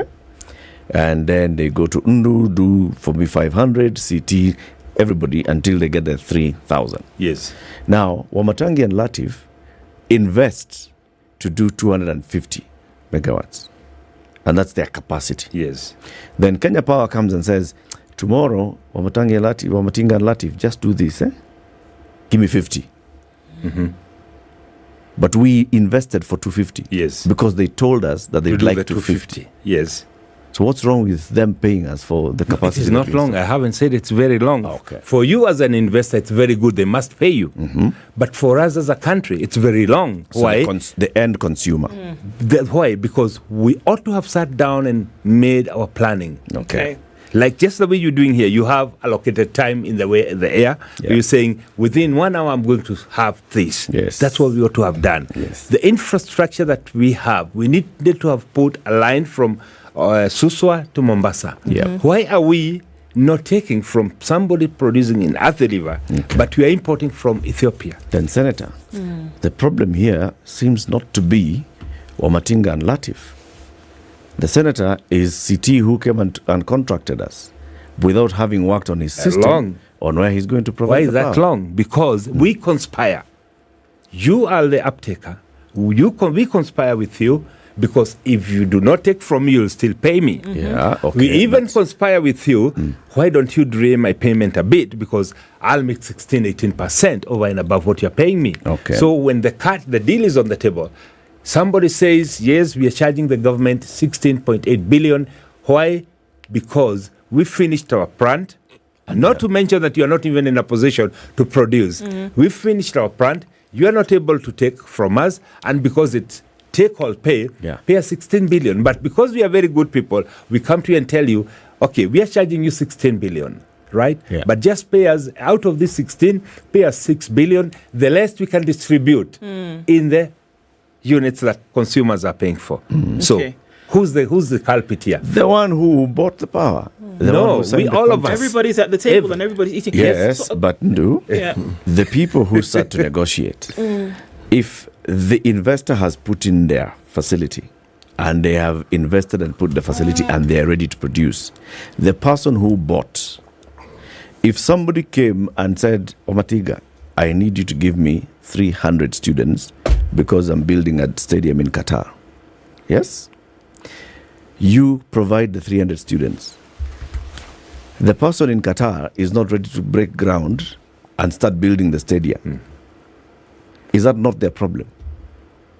Okay. This is Where is the question that I was conspiracy? at. So let's assume that these things are established and there actually is a conspiracy, as you say here. The thing here is that there's extra power that has been generated. It is being paid for. Yes. This has said, okay, you don't have 16 billion, pay me 6 billion, this other 10 billion, we will put it on Kenyans. And Kenyans will pay us that 10 billion. Yes. For power that's actually not being used. Yes. So this is why I'm coming back to the point that you made and saying, why is it so difficult then to say that this extra power can actually be utilized, either utilized or sold to those who need it? Why is that such a difficult decision to then make? Maybe let me even improve on your question. Why is it not even prudent to say we are trying to attract manufacturers? We have power that we are producing in excess. We are paying for it even if we do not produce. Why don't we give all industrialists power at 70% discount? Right. So that we can encourage even more people to come in to invest into the country, even more people to consume power. And you know what would be the effect is that once you're able to create more employment, once you're able to create more industries, then by extension you'll even create more demand. Why? When people have income, you'll go put up your house in Geshagi, you'll go do this. So you'll end up, by the end of the day, we'll end up demanding a little bit more. But why this happens is that because the IPPs, the way they've been set up, it's a conspiracy between the powers that were and the Kenya Power and Pipeline so that they can save on money from Kenyans for the next 20 years, Kenya where Power you do Lighting. not need to break any sweat. You just sit and you know that for the next 20 years, I'll have a couple of billions rolling in every time. Even worse, Kenya Power says, we are the one to regulate the way you consume your fuel. Why? Because fuel cost is a pass-through. You buy fuel, you say my generators have consumed so much, it is passed to the bill. Yeah. I know you've looked at bill and you've said fuel adjustment, forex adjustment. Yes. Those are factors that are controlled by Kenya Power because they tell you, A, you've consumed so much, okay, give us your invoice. If I were to make the decision today, I would say, me having the control as the Kenya Power and Pipeline and authority and lighting, me having the authority to control what you're consuming, I would go out there and negotiate for quantity and say, for this 1 year we consume so much heavy oil, we import that collectively. And then I would say, you need 1,000 liters, you need 500 liters, she needs like 200 liters, but I've made already a discount on quantity. But they tell you, no, you buy, but you must buy from these people. But the price, it's determined by the tender submitted. There is no, you say this is the ceiling. So illegals, and that's why you'll see one company buys the same fuel for 100 shillings, for example. Another company buys the same fuel from another company for 130 shillings, which is a pass-through cost to the consumer. So Let's what take a prevents break. you? Let's take a break. Continue this conversation. CT has a number of questions. He'll ask them after this break. It's 25 minutes to 8. Senator Wahome Wamatinga is the senator for Nyeri County and chairman of the Standing Committee on Energy. They are currently holding some sittings and hearings investigating what's leading to the high cost of electricity, and that's why he's here to explain this to us. They've been summoning heads of various independent power producers and they have been asking them questions, and we're now asking him those questions. Showmax.com. Have you gone there? Have you found out the best package that works for you? You should, because there's very, very good content, including what? The Second Family, and it's Kenya's first telenovela. It's airing on Showmax, and it's a great story, riveting scenes of what happens when one patriarch dies and a second family emerges from the ashes. Indeed. Go watch it. And in fact, some of these shows are already lined up to bag big continental awards. This year's Africa Magic Viewers' Choice Awards, some of those shows that are on Showmax, Single Kiasi, County 49, there's a movie called Click Click Bang. All of them have actually been nominated for big awards.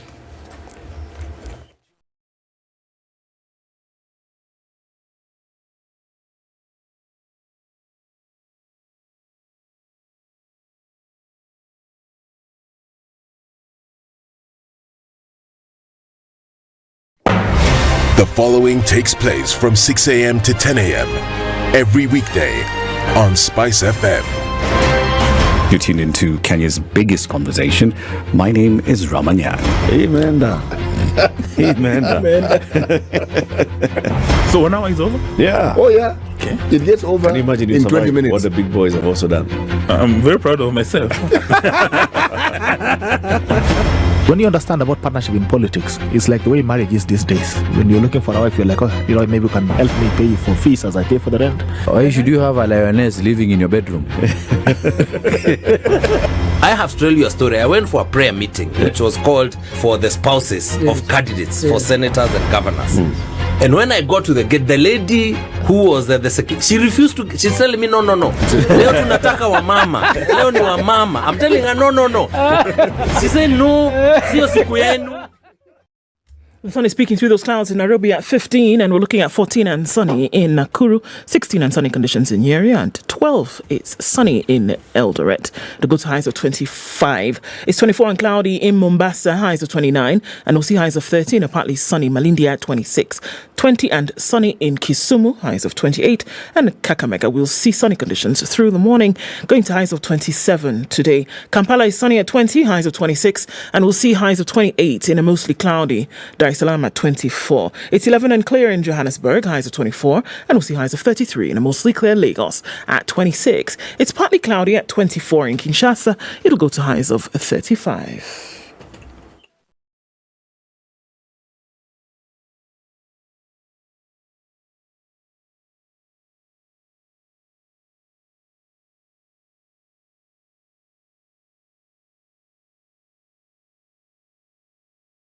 All right in the middle of traffic hour. It started early today, but it's looking like it's going to be heavy through the morning. The Thika Superhighway started really early. Unfortunately, that accident that caused the traffic coming in through towards Roy Sambo, that's been cleared more or less, but now we're dealing with the dregs of that. Traffic is heavy then out through towards Muthaiga Square, where there's also traffic coming in from Limuru Road. So are you on, I beg your pardon, Kiambu Road? Are you on Limuru Road? There's traffic heavy coming in from Village Market, and James Gishuru, as we expected it to be, is piling up. Coming in from Mzima Springs, coming off Gitanga Road, quite a lot of traffic there this morning. And this is Langata Road, and it's very busy. Coming in from the Magadi Road Junction all the way through to the junction at Raila Odinga Way. So there's traffic in that part of the city as well. And here we're looking at North Airport Road, heavy outbound traffic. It's connecting with the Eastern Bypass. Are you on Outer Ring? Manyanja Road is blocked, as is Kangunda Road, very heavy joining on Outer Ring, as well as Juja Road this morning. So the city is busy this morning. Where are you? Be safe. Too many accidents. We hope that you keep it together this morning. Spice FM KE on Twitter. Let's know what's going on where you are as we try to keep things moving this morning.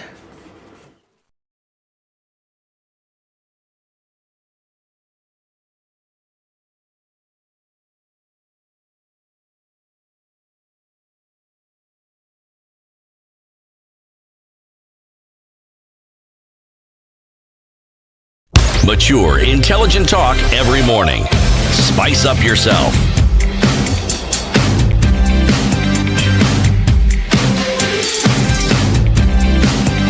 Mornings done right. 94. Continues with the Senator for Nyeri County, Wahome Wamatinga, who's the chairman of the Senate Standing Committee on Energy, CT. Senator, do I hear you to be saying that Kenya produces more power than it needs? Well, from the books of Kenya Power, that would seem to be the answer. Okay. However, you're looking at the supply of power that we have. It's unreliable, it's irregular, we have regular outages. No, we do not have more than we need, but we produce it ineffectively and inefficiently. Okay. So, if indeed, I like the word flare up, where you have all this geothermal power being produced, and suddenly we don't need it because we need to tap into power that's being produced by some diesel pumping equipment. And here we are. When you look at the contracts that brought about this situation that we're discussing, what is it about the contracts that you found wanting? Well, it's the way they were skewed towards the owners of the IPP. They were coined to protect the shareholders. They were coined to make money for the owners and not to serve the interest of the country. Given that is a contract that the government signed with these IPPs, do these contracts have an escape clause? No, unfortunately, no. They can only be terminated by the IPPs. The government has no option of terminating. However, we know that there is something that we can. There is a clause, very, very silent. It is not mentioned in that contract, but there is what you call in law force majeure. Today, if you look at our constitution, Article 216, I believe, and says, Article 16, I believe, says that every Kenyan has a right to clean and air and clean water, clean environment. Clean we environment. Can invoke that. Should be Article 42. 42. Yeah. We can invoke that. That is force majeure. And we are exploring. We are talking with lawyers. As I said, we have lawyers in our group. Senator Sifuna is a lawyer. Senator Mugatana is a lawyer. And we are looking at the possibilities of whether we can invoke that. Why? To me, lack of putting an exit clause in any contract isn't in itself an omission. As much as what their argument is that this is a heavy investment, they needed to assure how heavy their is lenders. This investment? That leads me. How heavy is it? And what is the period of time within which that investment would have been realized? Because we say, is it a 20-year contract? Yes, it's a 20-year contract. Okay. If they are working with equity of 25 and a capital injection of 75%, you'd talk about maybe 5-6 years to be able to recoup. So your in investment. essence, they've recouped. Most of them have recouped. You'll be even surprised. Some of them have recouped in what you'll call a build. It's normally supposed to be a build, own, operate, and then transfer. Yes. Some of them have been coined with only build, operate, own, and operate. That's it. Then the T is left out, and then you ask yourself, was this a typical error or was it an intentional? It is a deliberate, of course. Why is it deliberate? Because at the end of the period, and they've constructed the plant in Kenya Power's land, they'll come and say, hey, gentlemen, we have this plant. If we extend for us a couple of years, we can now transfer it to you. Who are the people who negotiated this? Exactly. Well, the power that was. No. The Ministry of Energy and the Kenya Power. And they are the ones who negotiated these contracts. Yes. And it's a continue. It's not a one. It's not a one, but they're all. It's all a kind of a within copy a period of what? and paste. 20 years, 25 years. The last we started negotiating about these IPPs in 2005, And then we started successfully signing them. There are some that have run for 6 years. Others are almost now expiring. Others have run 10 years, 8 years. They're all indifferent. Now, what worries us and why what we're doing is very, very important. There are several others who are holding licenses that have been signed. They're holding power purchase agreements that have been committed to that they'll start selling power to the Kenyan grid from 2024, 2025, and 2026. So this doesn't end? No, it has not. So I have to ask this because the IPPs, I mean, we've sat with some of them here and, of course, very defensive on their right to be able to, purchase and all of this and then be able to, to produce and generate and sell to Kenya, right? Are they, from what you've been able to investigate and see so far, these are Kenyan entities? Are they not? Some of them... Yes, there are some that are 100% owned by Kenyans. Exactly. Yes. And they had these negotiations with the Ministry of Energy, which is a Kenya government organization institution. Let me supply you. Is it not? Let me supply you. Yes. 70% of these IPPs are owned by the same people who signed them. This is where I was going. Thank you. We found one, without wanting to mention names here, we found one where the person who initiated the negotiation was then the managing director of Kenya Power and Lighting Company, was later made the PS. So he negotiated on behalf of Kenya Power as for the himself, MD, and then was later promoted to a PS and committed the government now as the PS. So you'd see in the same document there are two signatures, one as the Kenya Power and Lighting and another one as the PS. You ask yourself, I mean, how? There's a saying in our place. So, I'm sorry, Senator, but I've got to ask you a question here. These things seem to be so clear to the human eye to be able to see exactly what is going on here. I mean, you don't have to really dig very far to find out what you've just told us here. But then there seems to be an almost reluctance to do something about it because you've just said you're not going to mention, so that means you know who the name is. Yes, we do. There's reluctance to actually deal with this thing head on, mano el mano, as it were. Why is that? Well, because Kenyans continue to suffer on a daily basis. We know at the end of April that these bills, as high as they are, will get higher. Yes. And here we are saying, we know what the problem is. We know who the people are. But, we're just going to do this song and dance until maybe we can do a force majeure. I mean, come on. Let me tell you, I was brought up by my grandmother. And she told me something that I want to share with you. She told me, if I ever start a business of selling meat, I should never make a mistake of employing a lion to be the butcher, employing a leopard to be weighing the meat, and just at the door to put a wolf to be handling over the meat. Put a fox in the hen house, And she told me, if you do that meat will never get home. That's what we did to ourselves. The stakeholders, the Wenyanchi of this country, the untouchables. And you call them there and they sit there and tell you, yes, it's already signed and there is nothing we can do about it. But is that really true? So is there nothing and it's true, there's nothing we can do about it. So why are we having the conversation? Why we're having the conversation is, and again here I want to quote Wangari Maathai. She said, the story of the hummingbird. This is a forest that's burning. We have all the elephants with big trucks that can come and help to put out the fire. But there's that hummingbird that says, I may not have the capacity to, but I'll attempt. The bird kept on dashing to the river, getting a drop of water, trying to put it on the fire. Of course the fire can't go out, but we are hoping in this conversation we're having here, somebody will listen and somebody will say, yes, we need to do something, because at the end of the day, this is our country. At the end of the day, when we pollute our environment, it's our kids. We have the responsibility, moral responsibility, to ensure that our kids get an environment that's as clean as we found it. What would happen to Senator Matangi if he opened his mouth today, or others on the Energy Committee, Senator for Nairobi, Edwin Sifuna, and other senators who are on that committee? Obviously, you're dealing with these oversight issues on a daily basis. When you have these deliberations, what would happen to you if you opened your mouth and said, well, we know who these individuals are? Well, in the House, we do that because we enjoy some immunity. Right here, I do not have any immunity. So saying a name, the next thing I would be seeing is a suit being put, because these people, what they've done, they are not stupid. They are also very, very smart.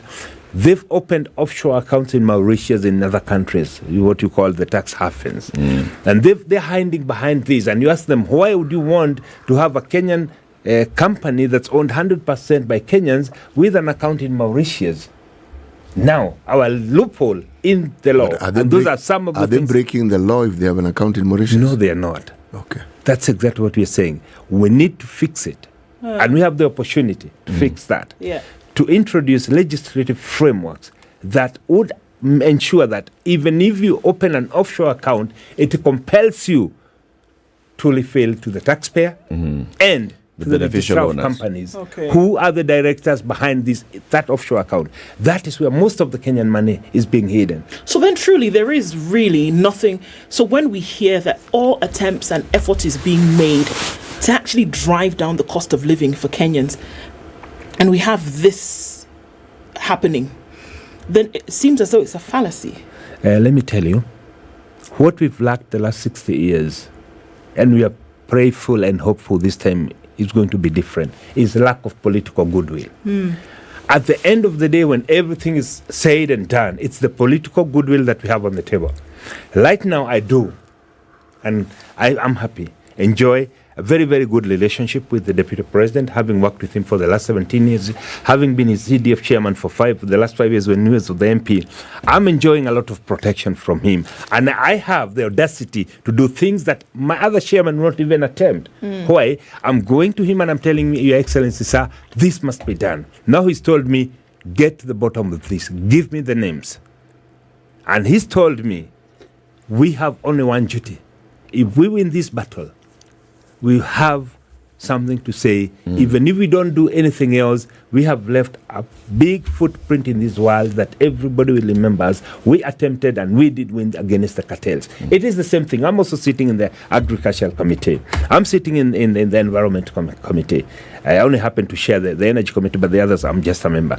The problem is the same. The cartels we are talking about here, these IPP owners, they are the same people selling coffee, selling fuel, selling tea, selling milk. That's the same guys. And me having been one of the strong opposers of the former regime, having been persecuted, it is my time to make them pay. And I can tell you, that is driving me. That is driving me. It's giving you all the energy. It gives me all the energy. My wife asked me, where are you getting the energy? I said, hello. What I have gone through the last 5 years because I just went to a certain side of the government, now it is the payback time. And I'm looking at them and telling them, you will pay. Music.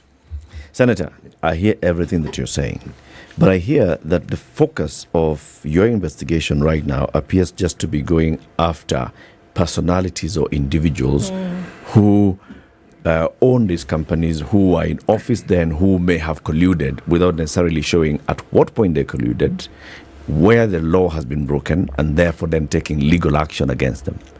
At the same time, I'm not hearing much attention being given to the inefficiencies of those who have duty of care to Kenyans and those who have fiduciary duty to Kenyans. This is the Kenya Power itself, because it is owned by Kenyans to a large extent. Kenya Power, you've told us, is distributing power to us, buying 100% of power. 70% of it is coming from KenGen, and KenGen is giving us through hydro, through geothermal, through some solar stations that they have and all, and 30% coming from IPPs. The largest IPP is Lake Turkana Wind Power, largest wind farm in Africa. So it's not even polluting the environment. It's clean. But then 26% of this power that Kenya Power is taking, it's losing through system losses, left, right, and center.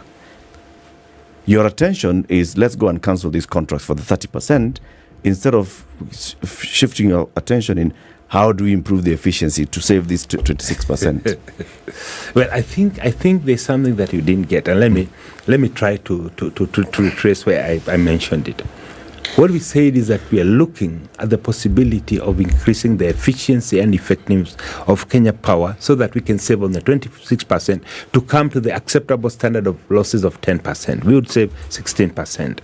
We also said it is indeed Kenya Power and the producers who sit down like the way we are seated and conspire where are we going to take what, because you'd make more money without doing anything and we would share the spoil.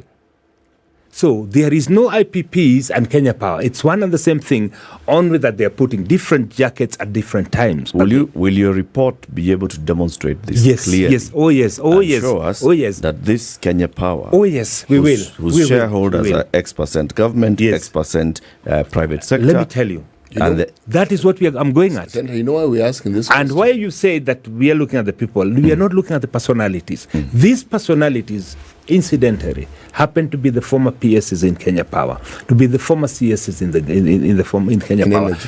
Some of them, in the Ministry of Energy, some of them in the former regimes, the power that was, fortunately that past tense, they are the main stakeholders in these and the main players in this industry. You'd ask yourself, why would a company today start as company A, enters into a power purchasing agreement with Kenya Power, then mutates itself into another company and changes the shareholding from the initial shareholders to incorporate some other people who are in Mauritius?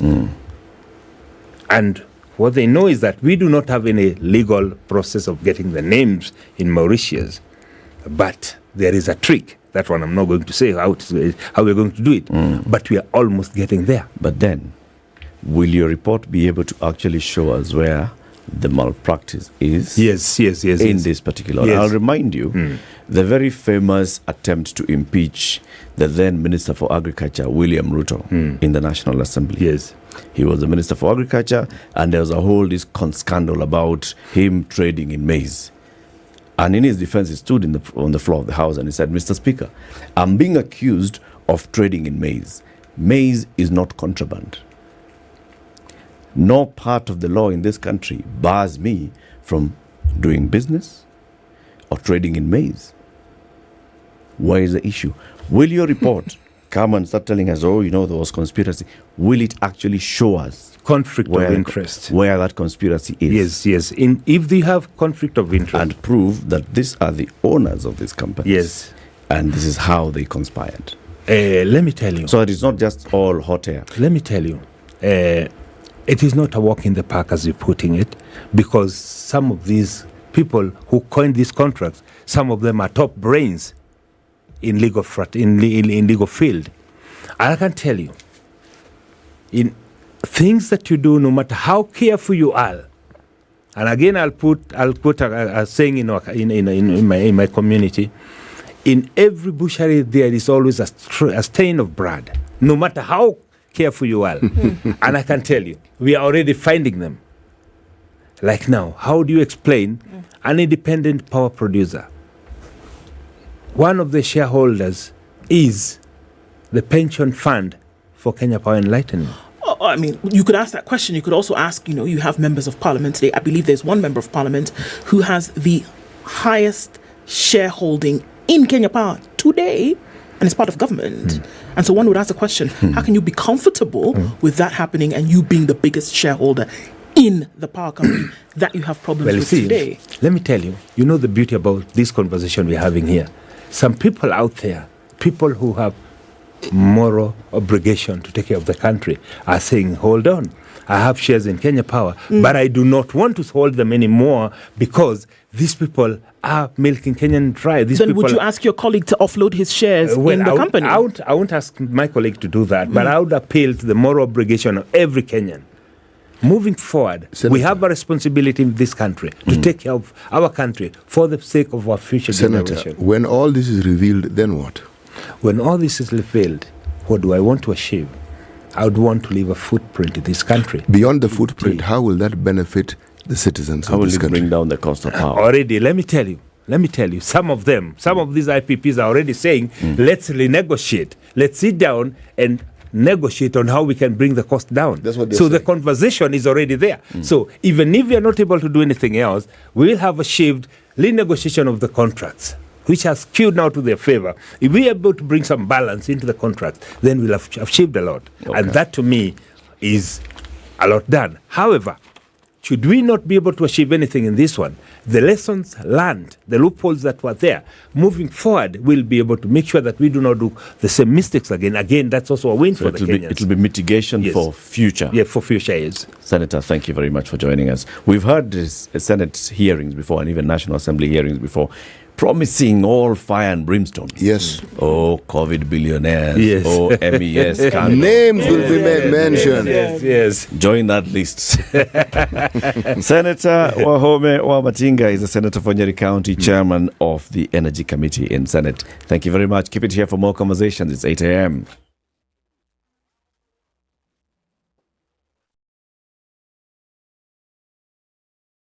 News. I'm Dennis Aseto.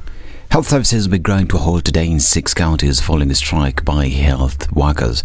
The workers threatened down their tools over delayed salaries. According to KMPDU, some of the counties that have paid all workers their dues include Kisii, Murang'a, Nyeri, Laikipia, Embu and Taita Taveta.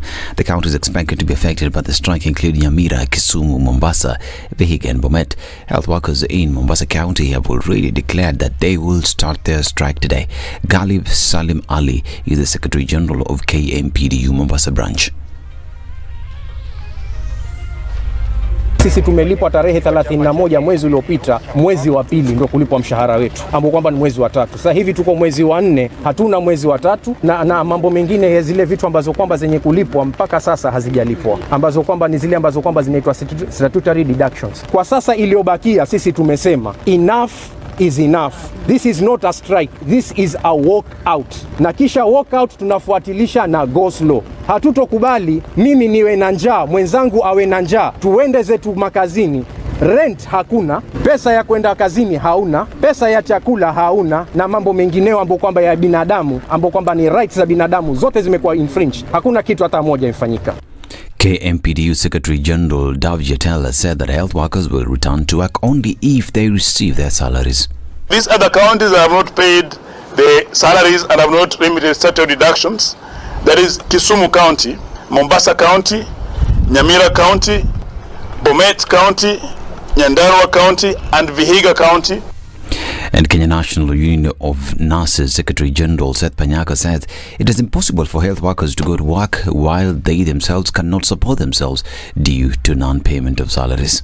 Hao ambao hawajalipwa wanaondoka, hawaondoki, hawaendi kazi kesho kwa sababu nyumba zimefungwa, watoto wamefukuzwa shule, hawana chakula, hawana fare, ni wagonjwa, hawezi kwenda hospitali. How do you expect them to go and work?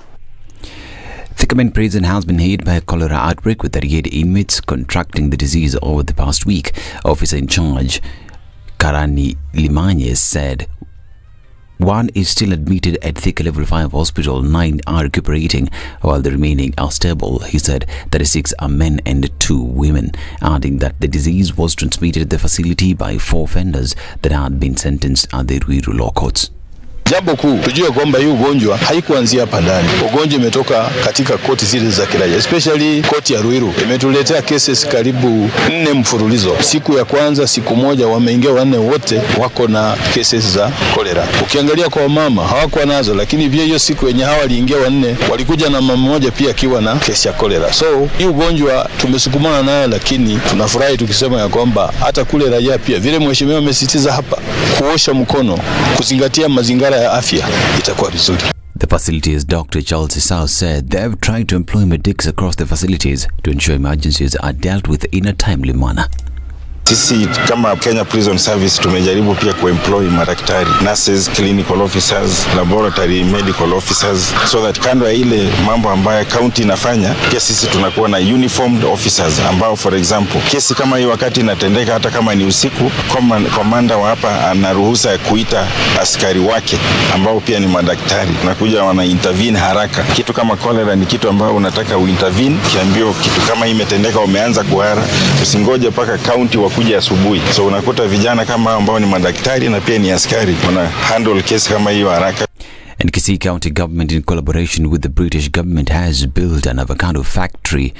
British Ambassador to Kenya, Jane Marriott, says that the factory will create more job opportunities for the locals and that more than 5,000 farmers will now benefit from the same. avocado processing factory. It's Kissy's first agri-processing factory, and it's showing that value chain addition can be done in every county.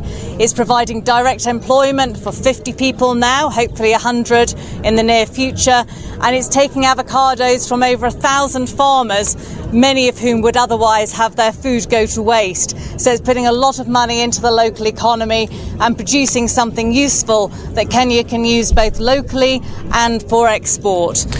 Kisii Governor Simbarati, while appreciating efforts from the UK government, urged the residents not to sell the produce to brokers but instead to sell to the factory. Rati added that he will ensure that the factory performs and that he will soon open a soapstone factory that will be making sculptures. This is Newswire. Dennis Aseto. Good morning.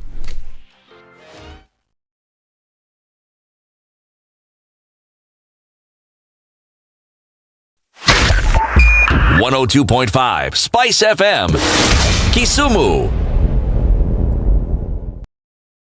A few minutes after 8 o'clock, and we're looking at traffic still heavy in certain parts of the city. On Jogoo Road is still doing that thing, and we're looking at Uhuru Highway now.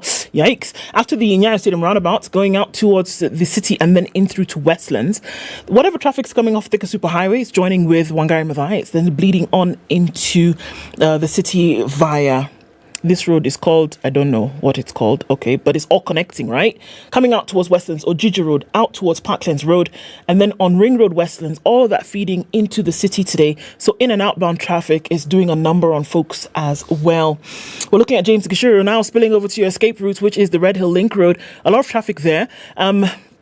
Northern Bypass will not be left out today. Traffic then coming in from Ruaka, Kitisuru, all of these areas, then compounding at about 8 o'clock where traffic is heaviest during the morning.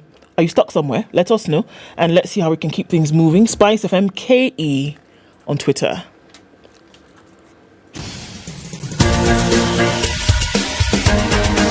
This is The Situation Room, the home of hard-hitting political commentary and penetrating insights about the state of the nation. This is a talk radio experience like no other. The Situation Room, a place for hard truths, debates, and elevated conversations. The Situation Room, witty, political, engaging, deep, controversial. In the room, we have C.T. Muga, researcher, academic, seasoned political observer, a fountain of wisdom in these politically uncertain times. Ndu Oko, Nigerian by birth, Kenyan by choice, communications expert, Pan-Africanist, a truth seeker and believer in people power, and Eric Latif, agent provocateur, the man in the chair, seasoned journalist, news hound, a man who believes in punching up, not down.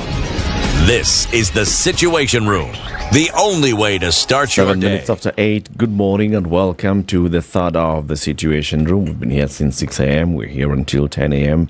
as we always are every weekday morning from Monday to Friday. Yeah, let me remind you again. You have some money, 50,000 bob and above. From 50,000 bob, you can go to 50 billion if you want to. So they won't take 20. 20?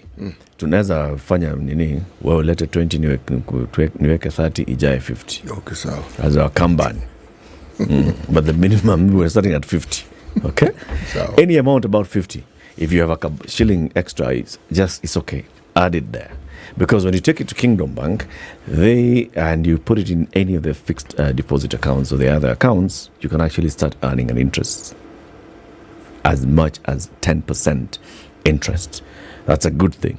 You choose what you want. Is it 3 months? Is it 6 months? Is it 12 months? Whatever you think of, you go and talk to them and then tell them, niko na utu pesa hapa na unajua sitaki nikule ikikuwa kwa mfuko takula kama njugu. So just to make sure that I'm not doing that, wekeni hii pesa nitakuja after 3 months. You'll earn interest in it. Or nitakuja after 6 months. Or nitakuja after 12 months. Or you can still keep rolling it over. Just walk into any Kingdom Bank branch and songa mbele with Kingdom Bank and Kingdom Bank and tell them, I want more information about your savings account, your fixed deposit accounts, or your junior savings accounts, and then it start earning money. Or you can call them 0709 88 1300 0709 88 1300. Songa mbele na Kingdom Bank Terms and conditions apply. Kingdom Bank is regulated by the Central Bank of Kenya. We have another. Today we said it's a day for senators. Senator Day. It's Senator Day. Second senator joining us for the first time in the Situation Room is Senator Tabitha Munene. She's a nominated senator and she serves in several committees. She's the vice chairperson of the Budget Committee of Senate. Senator, good morning. Good morning. Welcome to Kenya's biggest conversation. Thank you. The hot seat of the Situation Room. Karibu sana. Asante sana. Is it feeling warm enough? You know, Senator Matangi was there before. Big engine, big tractors. And energy. And energy. Literally. It's still warm. It's still warm. Yes. Very yes. good. Yeah. To welcome you to the show and to have the conversation, this man called C.T. Muga gives us a day's proverb every day. Yes, our proverbs for the whole of this week, and our weekends on Friday, are from the country of Burkina Faso, formerly previously known as Upper Volta. Okay? Named it. Was there a lower Volta? You don't worry. Chief. It was They just were Upper Volta. there's a Volta and then there's the Upper Just Volta. They've decided that they were upper. Volta River. It existed then, it exists now. It was actually Okay? above the river. The Yes. Volta was the river. Is the river. Yeah. And this country is above that. Yes, it's Exactly. up. Now, don't ask me how you determine up or down. That's Don't not even worry important. about it. It's Upper Volta. And now it's Burkina Faso. That's it. It's like lower Karen. That's it. Okay. Or Karen B. Do not worry about it. It's still Karen. Okay. Tuko sawa? Tuko sawa. Basi tuendelee. If you haven't been to two marketplaces, you don't know which the best value is or what the best value is. If you haven't been to two marketplaces, Yes. you'll never know what the best value is. Yes. Senator, what's your interpretation of that proverb? It's until you have a feel of different environments, different products, different service providers, and then you'll be able to measure the efficiency, the satisfaction of actually what you're looking for. It's practicability element that gives you the satisfaction element of it. How is that interpretation, City? It's a delight. Out of 10. A scale of 1 to 10? Yes. Usually, when you surpass the mark, we give you 11 out of 10. City ni mwalimu. You can carry this one for the next Go exam. for the next exam. You're already ahead. What you will do in the future. Wow. So if they give you 3 in the other exam, you've carried 1. You have 4. Yes. Definitely Wednesday. Bakshishi. Yes. Hii ni ya kubeba. Yes. Senator, you are nominated to the Senate. Correct. By which political party? By the government party, UDA. You say that with so much pride. But for a moment, when I heard government, I was thinking, which party is that? Government Party of Kenya. Kenya, yes. We have Farmers Party of Kenya, People's Party. Now Communist we have Party. Yeah, now we have Government Party of Kenya. Okay. Nice stuff. The ruling party. Okay. UDA. UDA. Right. Yeah. And of course, you had been on the list even before the elections. Correct. Which means you were very active in the political party affairs and all, even before the elections. Very true. What attracted you to the party? Actually, my interest was the Nairobi women rep in the 2022 elections. And then this particular time, as a new entrant into politics, I had to weigh which party do we move with, which party is really having the accommodation for us as the new members. And I settled for UD at that particular time. And then as we walked the journey, and then Nairobi being a cosmopolitan, we did a sitting, we did an understanding on table, and we settled for candidates. Like for governor, we settled for Sakaja, for women rep, and for senator. We actually settled. And it's at this particular time that the president, then the candidate, and the party leader as well, agreed and gave me the senator position or seat. But still, after that, I was assigned at the command center for UDA, which was based in Westlands by then. That is where we were able to do all the monitoring all the different countries, but I was in charge of Nairobi, and so we had different people from all the 47 counties. We looked at all the narrative issues. We followed the social media. We listened to what did the people really need and how to actualize the bottom up manifesto to bring it for the people to understand. And also we managed the economic forums, whereby we focused on in the engagement with the people, and the president was able to engage with the people because different regions had different issues.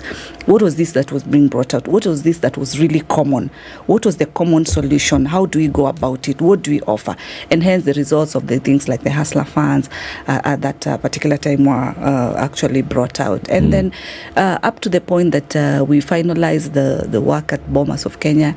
Remember all the fracas? I was actually still there, sleepless nights, looking and verifying everything until the end. And then now we had to wait and see our numbers going to be reached out because, it's politics, and I kept on moving from this number to this number. In the Gazette, I was first in number 6, and then, oops, you're here at least, and you're like really? But let me tell you, realize if God has said that you're going to be there, nobody can interfere with that.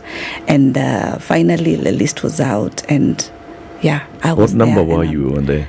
I was number 8, the final number. I was number 8. On the UDA On list. the UDA list, and I was actually the cutoff. I was the cutoff. Yeah. Now that you are a senator, this function that you had, is it still ongoing, or did you lay it to rest once UDA had taken up its current position? No. And no, because it is usually a continuous process. It is usually a continuous engagement. It's only that on a different platform. Like right now, as a member of parliament, how I'm dealing with issues or looking at them now, it's a bit more advanced, unlike now where we used to sit, because at that particular time we were preparing for the voting, and this has taken place, and now here we are still engaging, because at where we are also getting to listen, and there's a lot of question in regards to really bottom up. Really, there's that question that was it really what we talked about? And we are trying to communicate that this is what we meant, this is what we talked about.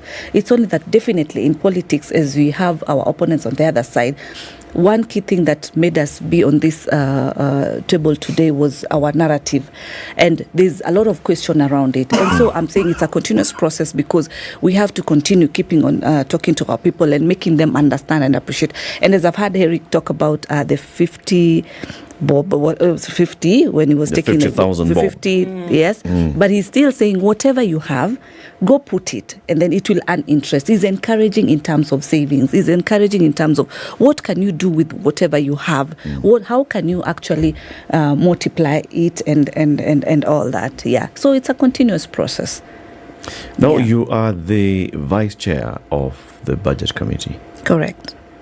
Did you have a finance background? What were you doing before you decided, okay, you know what now, Tabitha, let's get into politics? How about we run for Senator of Nairobi? What were you doing before this?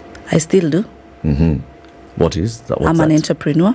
I'm in manufacturing business.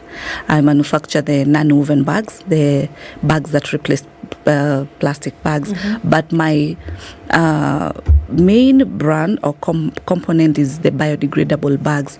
These are bags that are made from cassava starch, that when you put in water, they dissolve 100%, they biodegrade, form nutrients to the soil. That is my... Just wait. So if it rains on it? It dissolves in hot water, not cold water. Usiende nayo Mombasa. So I am an entrepreneur. Okay. I'm also a student. I'm doing my PhD right now, and I've done Masters in International Business. So I'm a vast in the line of the business management concept. And when the party, or when in Parliament we are assigned to committees, it's not sometimes really based on what is really 100% your background, but a percentage of it, like at least more than the 50% of it, like what is your area. I actually found myself in finance. My interest was actually agriculture because I have an agricultural bill, but I actually found myself in the finance budget committee and also as a vice chair, and I'm appreciating, and we are able to run on. My chair is a very good chair. He's been governor 2 terms, Governor Mandera, that is Governor Senator Ali Roba, and I also have a very good team membership. Why am I acknowledging this? Because I'm a new member. And I believe in learning and getting to understand how things are supposed to be done, because in that way, then you are able to deliver results. And the other committee members have been veterans in the house. We are able to work with them very, very well. Matters finance and budget. One of the other members are some like Dr. Boni Halwale. We have also Senator Faki. We also have Senator Edi, who's also a very vast matters finance. And I'm having a very good team that we are moving together as far as the mandate of the Finance and Budget Committee is concerned. Okay. Yeah. So, I mean, one issue that is taking center stage right now is the allocation of finances and resources to the counties. Correct. Right? And I mean, you mentioned it is taking bulk of the time and space. And you talk about then having an understanding or learning knowledge of what is going on, excuse me, in the house and then as per the counties. So what is actually going on right now when it comes to the allocation of resources to the counties? I sit in another committee called CPIC, that is the investment county investment committees, which looks at also different funds from the counties. And why am I mentioning that is because apparently these 2 committees that I sit interrelate. And in both committees, we've had privileges of someone in the CS National Treasury. Also the PS National Treasury, Chris. And personally, I've been able to ask on the issue of the timeline for disbursement of the funds in the last quarter, that is from January up to April. And the common feedback that has been brought by both the PS and the CS was that by 15th of April, the funds would have been dispersed. Apparently, that has not happened. And it is really affecting counties very, very much, because my committee and this other committee that I also sit in are committees that matters finance, matters monetary. That is what we really deliberate on so much. And now, as we speak, we've already written letters to the clerk, to someone again, the CS, to be able to respond on what he truly confirmed, that by 15th of this month, which was today is 19th, so 4 days ago, Friday, that counties will have received their last quarter. That has not happened. It's really affecting. It's really saddening, because people also, the staff that are working there, they are also having challenges. This is making the county governments to go extra mile and start doing the borrowing to be able to manage their bills, their salaries, wages, or the current expenditures in place. So this delay is really affecting.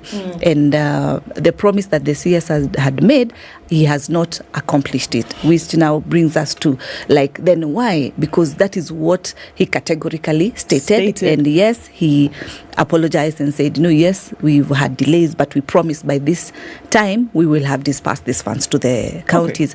So far, what had been dispersed in the first the previous amount that had been dispersed for the 2022-2023 up to December was amounting to 183.15 billion, which is about 49.5, around 50%. So there's an outstanding of about 125.8 billion that is yet to be dispersed to the counties. With only 2 months to the end of the financial year.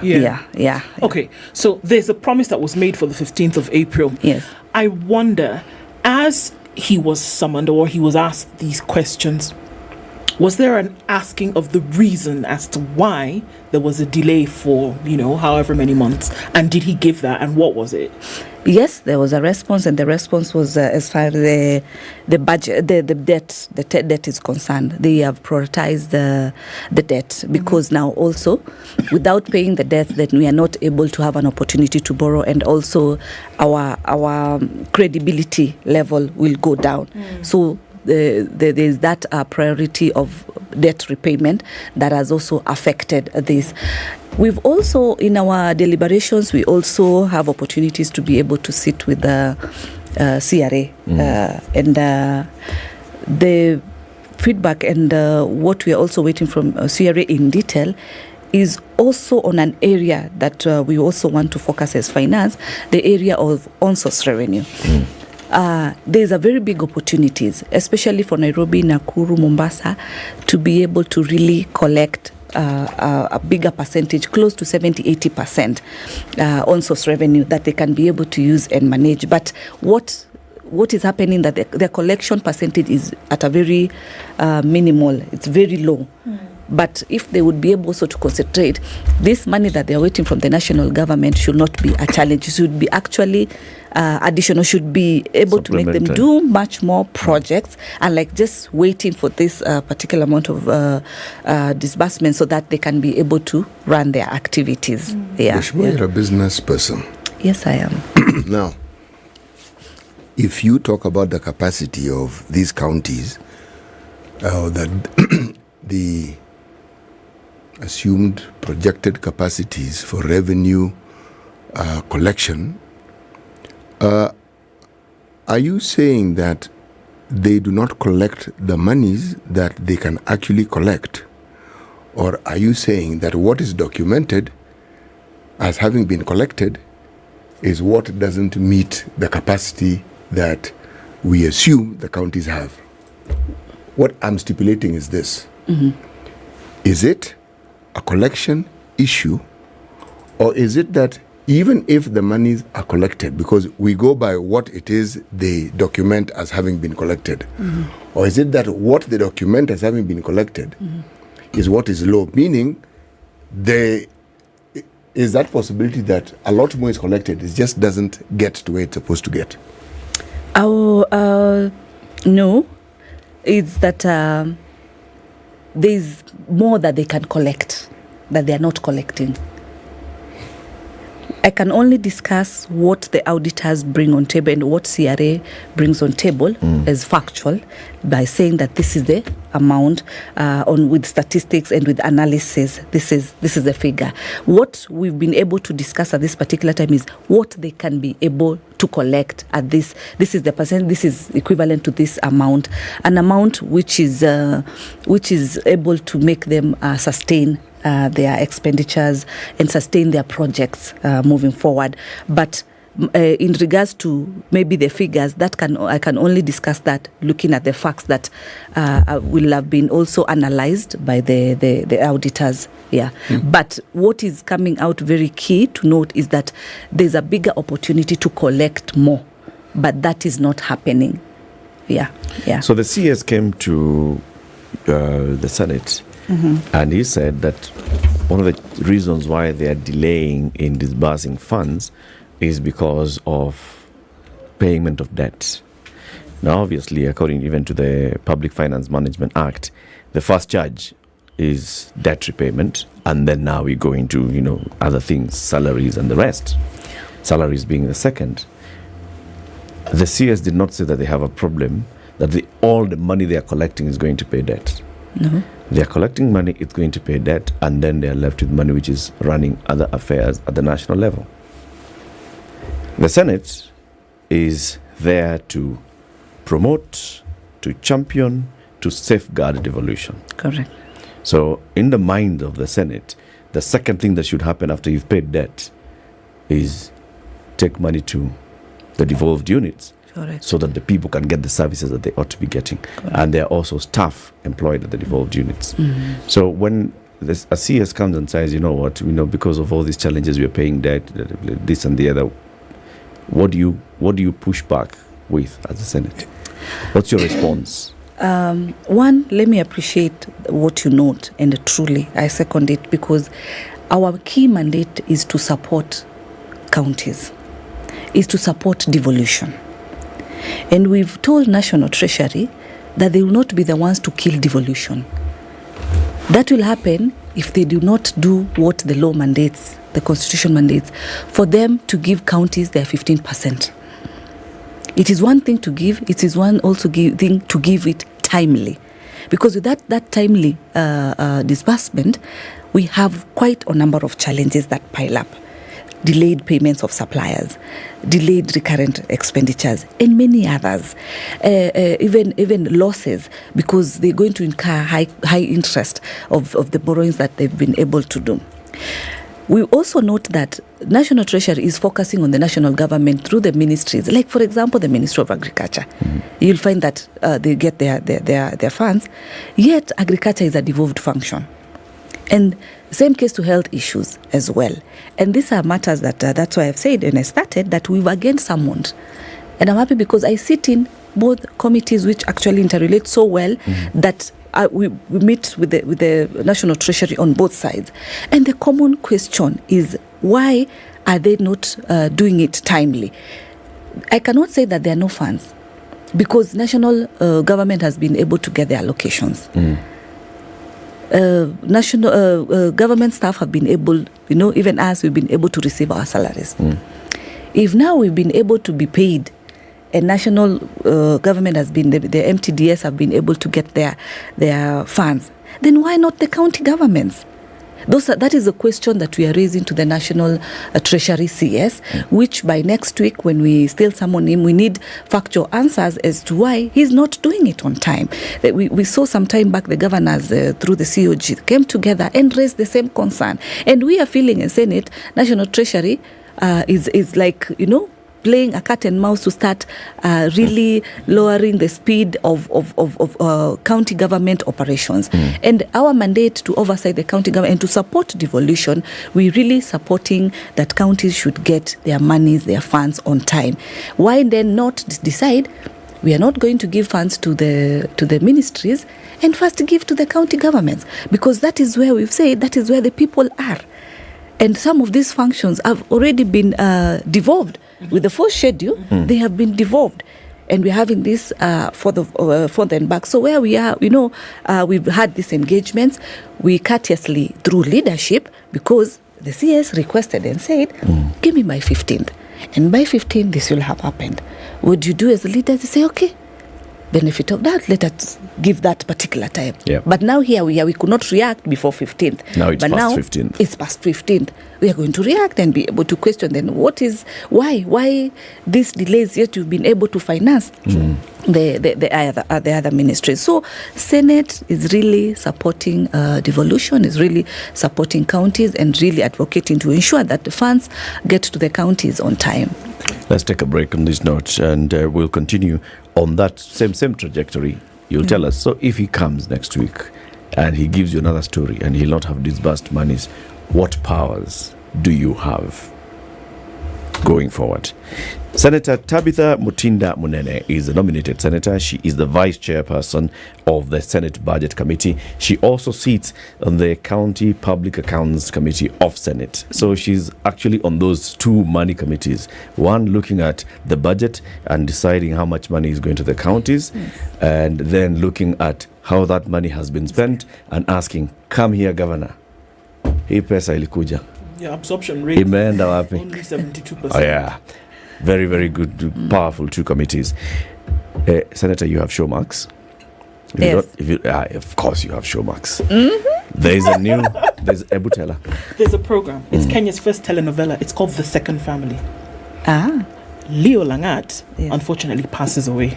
As he passes away, it emerges that there's some other people who now want to share in his wealth. There's some other people who are involved in his family. They are the second family. And so now the intrigues of this story unfolding through this telenovela, you have to watch it. I go watch it. It's called Second Family. Next year, when it comes to those awards, this ones we are calling the Africa Magic Viewers' Choice Awards. this one will be in it. True. The one we were talking about, County 49 last year, because we promoted it, it got it broke the record on Showmax for having the highest number of views on the first day. Because we told people and people believe us. Now second family. Ngoja uone. Ngoja uone. We'll be back shortly. Kenya's biggest conversation.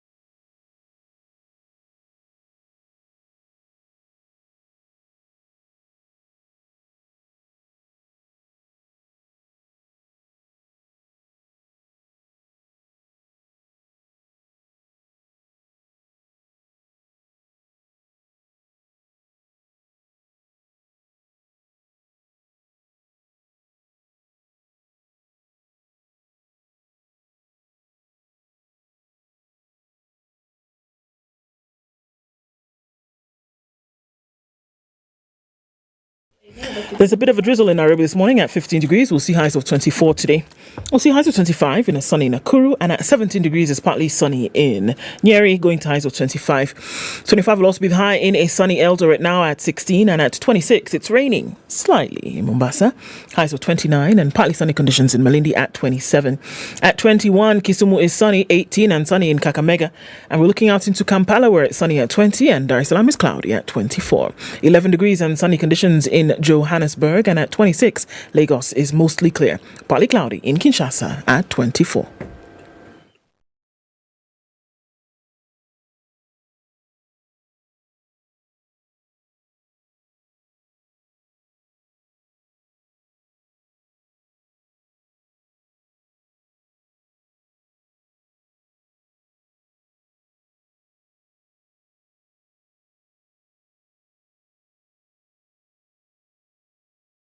All right, Uhuru Highway packed, and the rain that's coming down is not helping matters. Folks are moving a lot slower because of that. Jogger Road is busy this morning, and the Thika Superhighway, which started really early with traffic this morning, between the Allsops Junction and then now the Utali Drift, that is free. You'll get to the Utali Drift, and then it's going to slow down some.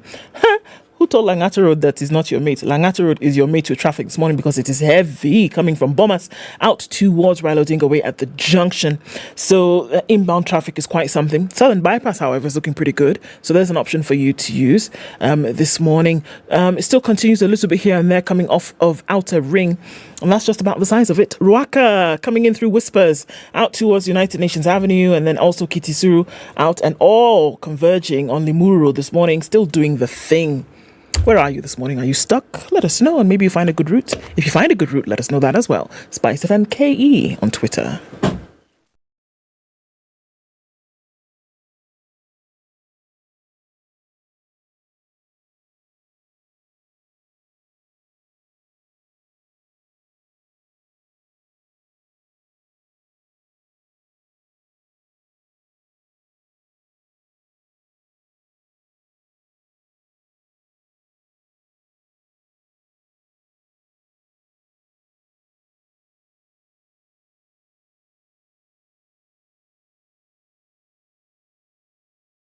All right, 23 minutes to 9. The conversation continues with Senator Tabitha Munene, the Vice Chairperson of the Senate Budget Committee and also a member of the Senate's County Public Accounts Committee, talking about devolution and budgetary allocation to counties and championing that. Senators told us they had summoned the CS and the bosses from the National Treasury asking why there was such a delay in disbursement of funds to the counties. 3 months, counties haven't received a shilling. The National Treasury said by 15th, Imaneno Tangalia. It's the 19th. It hasn't happened. So you've summoned the National Treasury bosses again. If they come next week and still the matter has not been sorted, what powers do you have? Or what recourse do you have? Let me say that it's at that particular time, depending on his response on the floor, of the committee, then we'll be able to deliberate as a committee, because it's not a personal initiative from me just as a senator, but a collective committee responsibility, because at that time it will depend on what really is the issue. We've been able to pass what we call the MTDS, the medium-term strategy, and these are the things that through the National Treasury, these are the things that have been discussed, have been planned as far as the strategy of also the debt repayment. So these are things that if the CS needs to bring it back to Parliament and restructure his rebudgeting, then maybe we can be able to deliberate on that particular narrative, depending on what is the key factor, because we still have between now and next week to see if there's going to be light in this particular matter. Then if not, depending on what brings on table, then we'll be able to analyze and discuss further as a committee. Yeah. You mentioned that if you look at how it is, the National Treasury or the Ministry of Finance has been able to meet the obligations of government ministries, one then gets the impression that there is money, because in the absence of money, they will not be able to meet these obligations. Yes. But then there's the question, okay, having met those obligations, is there not a likelihood that then there is no money? Because the money that was there has met government obligations. Correct. And so now there's no more money to meet. But the question I'm really asking is, why must it be that every time there are disbursements to the county, it's a begging mission? Why can it not be something that happens, meaning on a certain date, money is disbursed to the counties? Yes. Why is it that doesn't happen? It's a very good question, and it's something that also saddens us as senators, because it's like we are begging for what is rightfully ours constitutionally. That the office of the CS National Treasury should prioritize counties. It is not a request. It is there constitutionally, and they decided to focus on the national government, mostly on the functions that have been devolved. And this is something that the National Treasury they've done for quite some time. Where we are as this new regime, it's something that we want to look at this matter long term, on closure of ensuring that the same does not keep repeating. I cannot say that there are no money. There is money. And as you clearly also state, CT, that the other ministries have been able to get their allocations. Payments have been done, okay? Debt repayment, part of it has been settled. Then why not priority to the counties? Like a neglect, what will the governors then do? It puts the governors in a very awkward condition. And in both two committees, we also have an opportunity, especially the CPIC, to summon governors. And from where I sit, you look at what governors are going through, and you wonder if in the next years to come, that seat will have candidates. Okay. I'm telling you. Yeah. For true. Yeah, it's an interesting wonderment, because it seems as though this problem then is being further compounded. So let's assume that the money actually is there. And let's just live in a utopian space for a moment, whereby all money that's supposed to be allocated to counties has actually been disbursed. Everybody has their money. Now, there's a bill that's being suggested at the National Assembly that would then mean, if it goes through, that any money then that is to be spent at the county level, to be levied at the county level, has to be authorized from the national government, from the Treasury. You basically have to ask permission for levies then to be introduced at the county level. So essentially, you cede control of the very thing that the devolved units are supposed to have authority over in the first place. They're supposed to be able to raise their own revenue, which you've mentioned. There's also supposed to have some independent authority when it comes to making inherent decisions about certain things, levies at the county level being one of them. So let's assume that you've won this battle and that money comes, it's flowing, everybody's happy. You still now have to come back to the national government in form of the Treasury to make some certain decisions. What do you if this bill would go through, which is now being tabled by Honorable Kimani Ichung'wah, what do you think about that? Okay, I've not seen the bill. I think I'm just hearing what you're actually mentioning, but the bills that we actually undertake, money are not money bills, but are bills touching on the county. And so if it's coming from the National Assembly, then it has to be a money bill. And so it depends on what the PFM Act guides us on, and also on the Constitution as far as the tax issue is concerned, depending, because we also want to maximize tax collection, so as to also maximize our revenue. As at now, the projected revenue for 2023-2024 is about 2.5, and so then, which is actually not enough looking at the budget and itself. Where we are. So if this bill is also going to ensure that we are going to, the national government is going to collect more with the focus of being able to sustain the budgets that are in place, then why not? Because we want also to maximize revenue collection. Yes, yeah. Senator, you must have followed conversations in the Senate last year around the budget making time. I remember the standoff that was there over the formula for county allocation of revenue. And it was already emanating from just the division of revenue itself. Yes.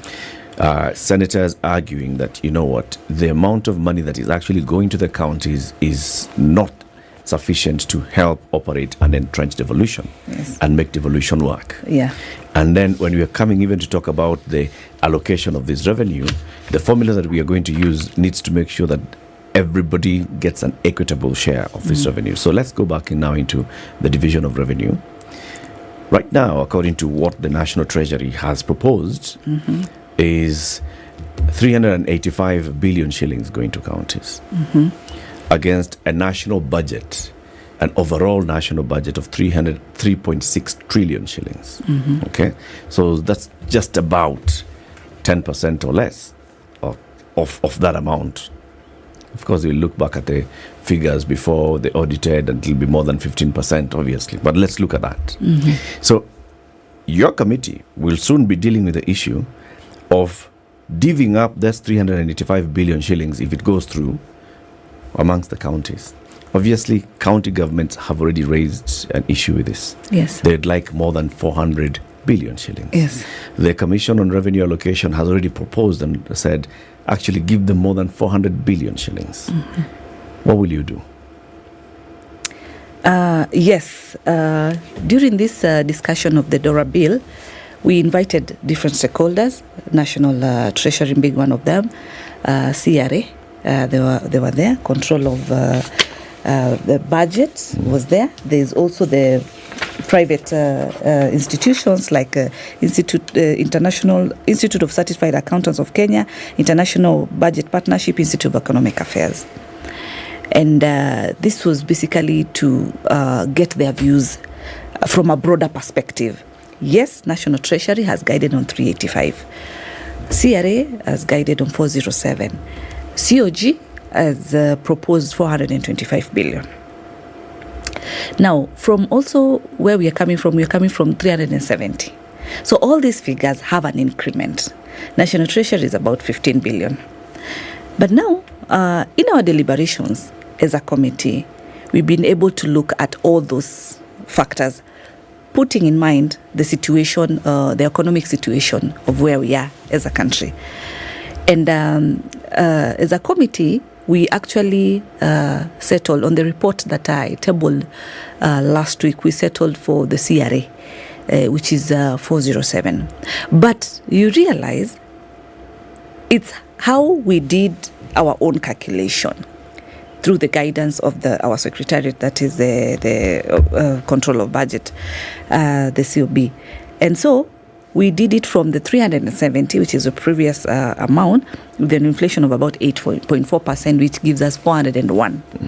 And then we added the monies for the medical equipments, which is a 5.86, which gives you 406.86. You round it off, it's equivalent to 407.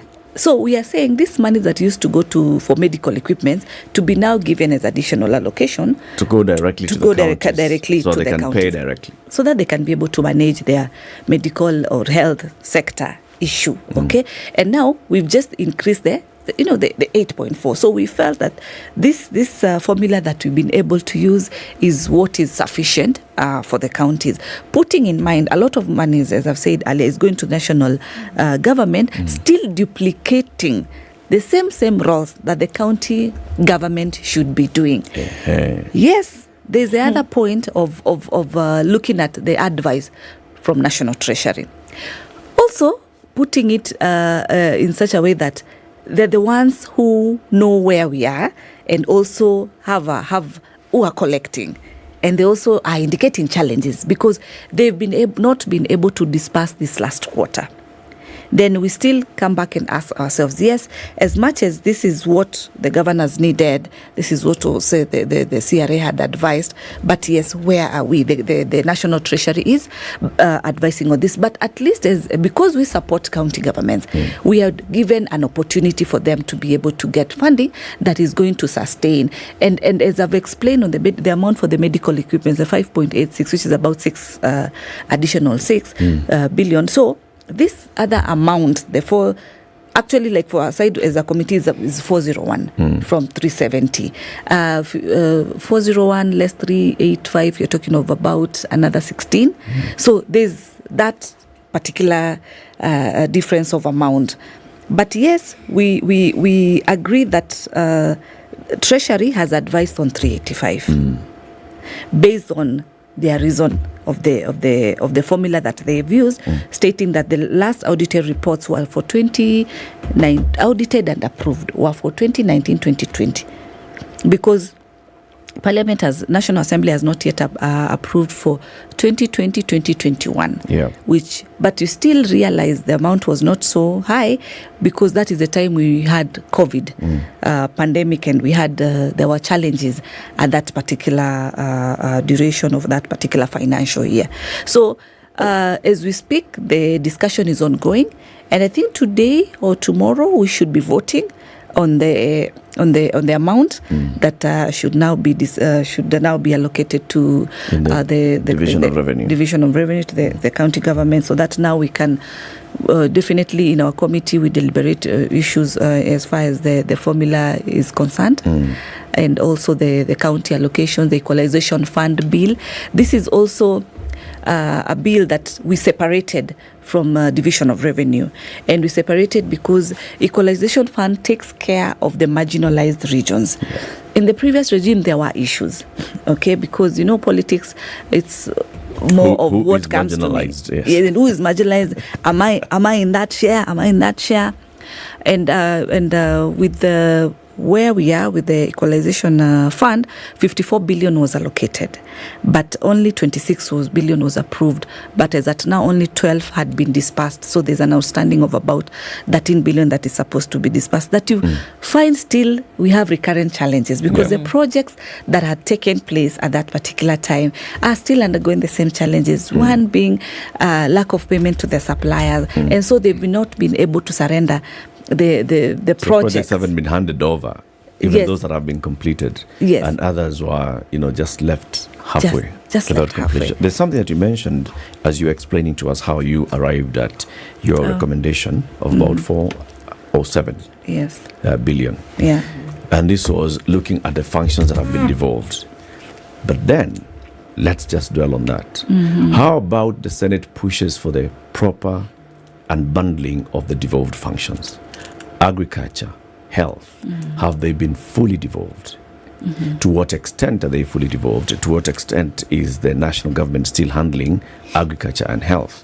If you look at, for example, health, gobbling up about 200 billion shillings at the national level, that is a lot of money. Correct. In every year. Yes. How about the Senate then pushes for complete, proper devolution of health so that more money goes to devolution to cater for health? Yeah, and that is what we are advocating for, Senate, and that's why I've stated the monies that were allocated for the medical equipments, we've advised that they should go as additional allocation to the county governments. We've also stated that and noted that national government is taking bigger chunk, not only bigger chunk, but also timely. They are getting their funds more timely, yet these functions are devolved. And I agree when you ask the question of why then don't we unbundle.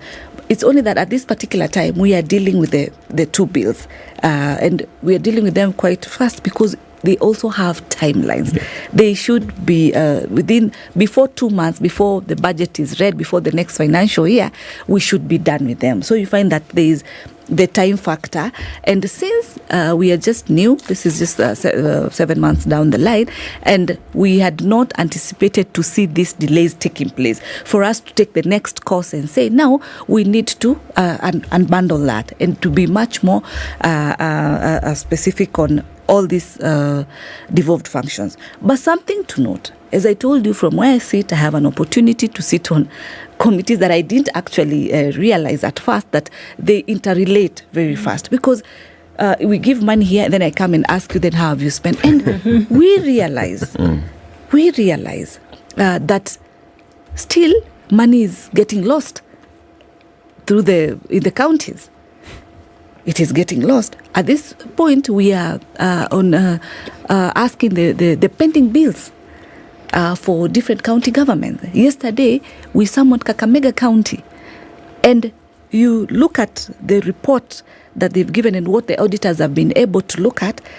There are figures, I might not mention the actual figures, but there are figures that have not been justified. They cannot be accounted for because there is no payment vouchers that have been submitted, but because they asked for more time, 2 weeks actually, to be able to go and analyze further, because there are so many questions. You look at most of the issues that are coming about is money getting lost through the same counties. So as much as we sit and we are also supporting, we are also acknowledging the fact that as much as monies have been given to the county government, but still monies are getting lost. So we want to look at both sides because there's also a problem. Well, that's a job that Kenyans have given you as senators. So yes. You have to oversight, and at the same time you have to demand accountability. Correct. The accountability function comes in. Yeah. City. As you're speaking about the timely manner in which government ministries receive their money, there's this perennial problem, a very painful problem of healthcare workers being paid. Even as you are sorting out this matter of the MES and saying, okay, let this money go to the counties, with the huge amount of money that is retained at the headquarters, would it not make sense if the ministry then paid the health workers directly? Yes, it would make sense. It is okay, but you see, the function is already devolved. Yes. But even if it is devolved, you've gotten the heart of the matter. Is it not possible for an arrangement to be arrived at so that that money actually gets paid? Will we be breaking the law if the counties agree with the national government and say, when it comes to health, this money, could you pay directly? There's a reason why. There's a discussion every time we talk to healthcare providers. They tell us that one of the things that they have a problem with, especially when it comes to specialization among doctors, is the uneven distribution of these services. Yeah. And partly it's because the moment you divvy it up and it's just within the county, other counties will definitely be at a disadvantage, because the employment has to do with people who predominantly come from that county and a small percentage coming from wherever it is they'll come from. Whereas if it is nationalized, that particular component, then you have, should we say, an independent body, which is not a county, determining where the needs like are. Teachers and police. Precisely. Thank you very much, Eric. Yes. Amepunguza kizungu mingi. Yes. Like teachers and police. Yes. Nakubaliana na wewe. Yes. Let me actually put it like that, because health is a very, it's a sensitive docket. It's key. These are not areas to actually joke. We've seen people losing lives because of doctors, nurses, that the health sector, when they go on strike. It is not a situation that we want to go back to at any. You'd rather even delay salaries of members of parliament. We'll know how to survive. But for health workers, it is really sad. Let me say so. And as you put it correctly, if there's an agreement, yes. If there's an agreement, because you see, we are guided by the Constitution. Yes. We are all these guidelines are in place. But yes, if an agreement can be put, if through the COG Chair Health Committee and through the Health Committee, if this is actually brought to Those Parliament. ones have refused to see that point. Yes. It will not come from them. The governors? No. How about a bill coming from the Senate? If they like the health workers have proposed, Health Services Commission, National Health Services Commission. Maybe, Senator, you can talk to people and draft this bill and present it to the Senate. Let them come. We'll be able to sit. We'll be able to look at what can be done, because the teachers, police, the health sector, these are very key sectors that do not need any delays. They need really 100% support. They need priority. They need maximum priority. There is no room for delays in those sectors. I'm not saying that the other sectors are not really important, but the ones that really directly touch on the life that really depend on. So it's a sector that, for me, from where I sit, I really respect and take it very seriously. Okay. And as I say, and I repeat, there are areas that we do not really need to delay. It kills the morale. And you see, the other day we had a statement on the house getting concern on health, on our nurses who want to go abroad and work there, but there are restrictions and delay. And here we've told them they can't go. We've told them they can't go. Work in Kenya, but we can't pay you, or we can't employ you. Yes, it's not fair. Senator, thank you for coming today. Thank you. Come again soon. Senator Tabitha Mutinda Munene is the nominated senator by the URP political party. UDA. Hey, did I say URP? You said URP. Where did it come from? Do not worry. UDA political party. It's yellow. The yellow in URP is yellow in UDA. It's the yellow color, and you see the yellow here. Yeah. And she's also the vice chair of the Senate Budget Committee and a member of the Senate Public Accounts Committee. Keep it here for more conversation. 9 a.m. Said that they have taken this step to facilitate negotiations between them and the Mombasa County government, saying that they will issue that directive after the negotiations.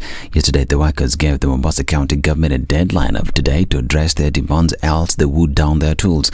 KMPDU Secretary General, Mombasa Branch Secretary General Ghalib Salim Ali said that the action followed the delay in the payment of their salaries last month. Sisi tumelipwa tarehe 31 mwezi uliopita, mwezi wa pili ndio kulipwa mshahara wetu, ambao kwamba ni mwezi wa tatu. Sasa hivi tuko mwezi wa 4, hatuna mwezi wa tatu, na mambo mengine ya zile vitu ambazo kwamba zenye kulipwa mpaka sasa hazijalipwa, ambazo kwamba ni zile ambazo kwamba zinaitwa statutory deductions. Kwa sasa iliyobakia sisi tumesema enough is enough.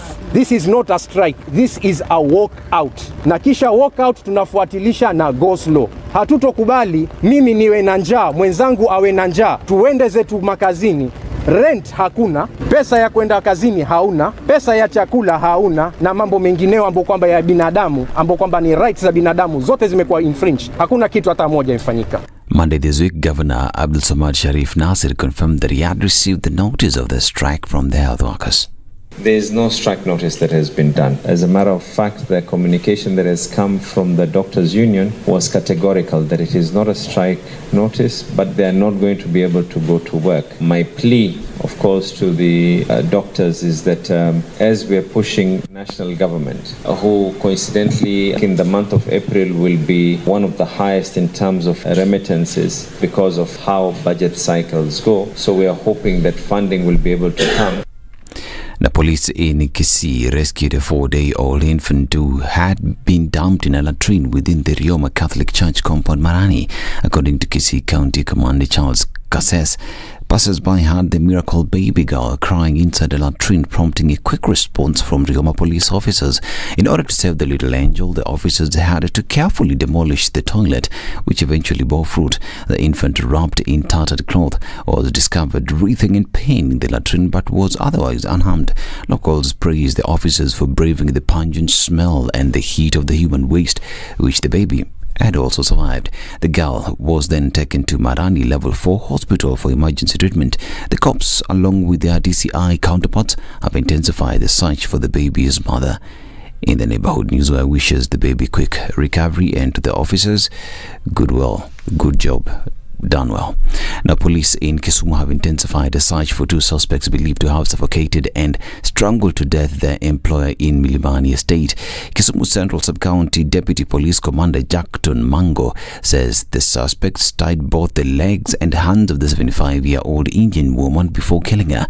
Mango says that they are yet to establish the motive behind the action of the duo to end their employer's life. He says the duo, a man and a woman, had earlier sent the security guard manning the house to buy groceries before committing the act in his absence. Police say the male suspect had worked for the deceased for 8 years, while the lady was a month old in the home. Now, CIA Deputy Governor William Oduol has dismissed claims made by a Lego Songa Member of Parliament Samuel Atandi that Oduol threatened his life. The claims emerged following an audio clip that has been doing rounds on social media, where Oduol is allegedly heard saying that Atandi had escaped his trap but that he would still teach him a lesson. The DG has since, however, rubbished the claim, saying that the audio clip was created by his political detractors to malign his name. Oduol said that he believes in politics of peace and tranquility and cannot by any means threaten his fellow leader, stating furthermore that the audio seems to have been edited and released by his political force.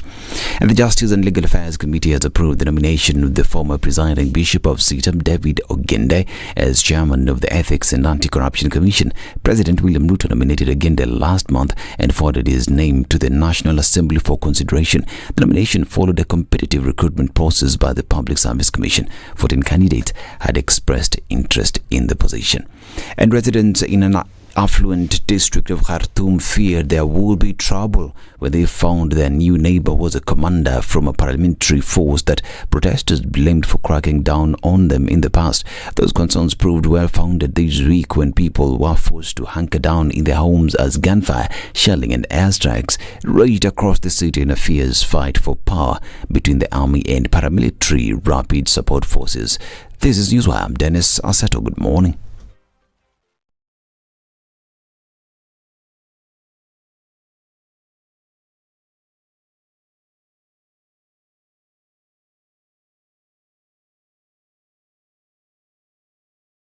Didn't take too long this morning. We're likely to see the end of traffic hour before the time ticks by. A little bit of traffic still left on the Thika Superhighway. That's coming to a head right around the Pangani underpass into the cities where most of it is this morning. Langata Road, we know that Sunshine and other schools are closing today, so that's why you're seeing that heavy traffic there. Just in case you were wondering, inbound traffic is bumper to bumper as, you know, parents are getting in to collect their children. So that's what's going on there. On other folks who are leaving out of that area. Apart from that, it's not really much to pick up on. Lunga Lunga is pretty busy in and outbound, and we're looking at that part of Outer Ring that connects to Lunga Lunga, busy as well. CBD is where you find the most of it this morning. All right, guys, that's what it looks like more or less. Speak to us on Spice FM KE. We'll take a look in about a half hour and see how things have progressed. Spice FM KE on Twitter.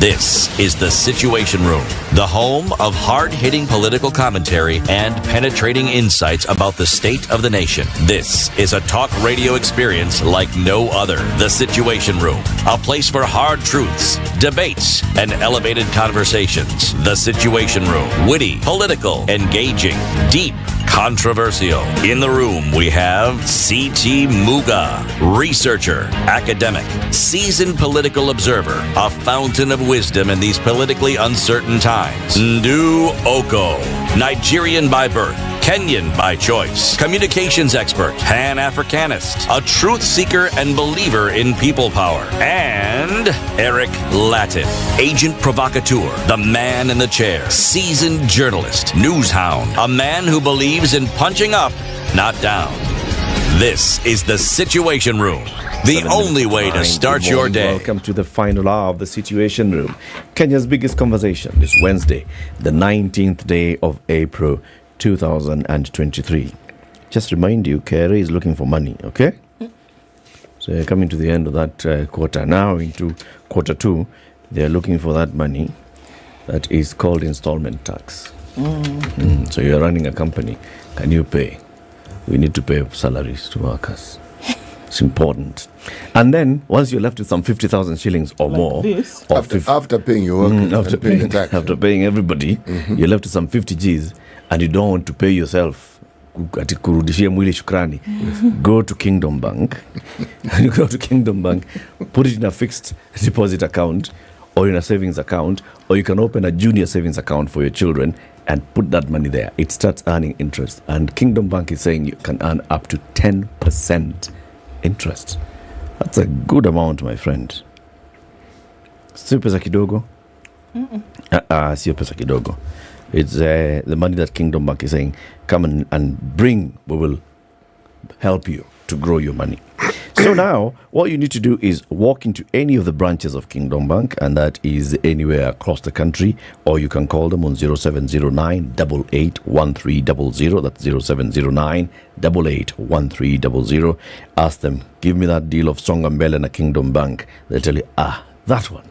Kuja kaa hapa. Utakunywa chai, kahawa, juice, Bonvita, cocoa, drinking chocolate, nataka mandasi, kaimati. Unataka nini? Kaa chini, mheshimiwa. You left something out. Yeah. Sambusa. Yes. You must be given those ones. Okay? As they take your money and tell you, hii tuachie. Hii tuachie. Usijali. It's safe. Okay? Talk to them. Our conversation this morning has been, with senators and oversight, and the job that oversight is being done at the Senate level by those oversight committees of the Senate. Now we want to talk about this whole issue of, first of all, implementing this constitution, entrenching institutions that have been created by the constitution, and safeguarding and promoting democracy in the country. And we are now joined by somebody who is a top legal mind, who is currently serving as a judge of the East African Court of Justice, and has previously served as the first and only chairman of the one and only Commission for the Implementation of the Constitution of Kenya 2010. Charles Nyachai, good morning. Good morning. Karibu sana to Kenya's biggest conversation. Shukran. It's a hot seat of the Situation Room. Okay. So you remember those days when as CIC used to be summoned by Parliament? Yes. By the Committee for the Implementation of the Constitution. And they ask you, where are the bills, Bwana? We are running out of time. And you'd say, we've drafted the bill, but we're having issues now with one or two understanding one another. That's the kind of conversation we want to have now.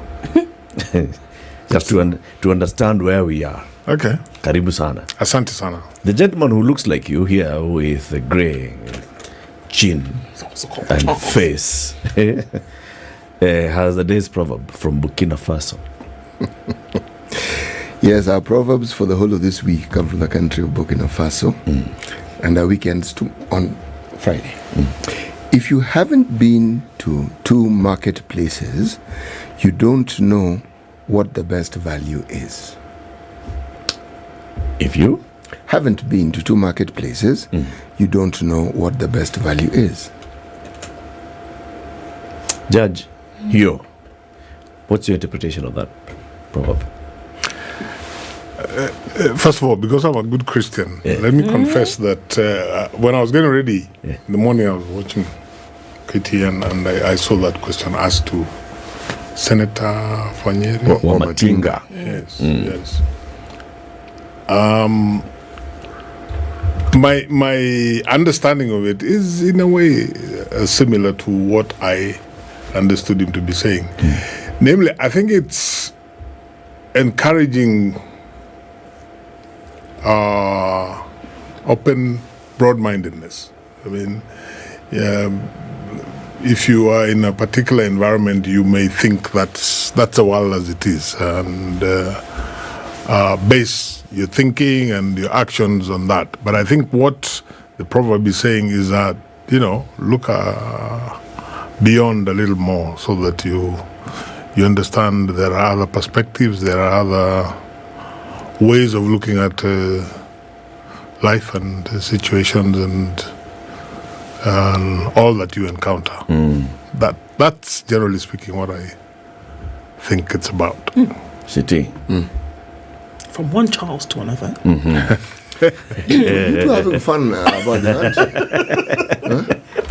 I mean, you're stuck on this grey beard and the similarity of names. You're really stuck on this, aren't you? And look at the way the two of you are beaming. He's a judge of the East Africa Court of Justice. You're the judge of the Situation Room.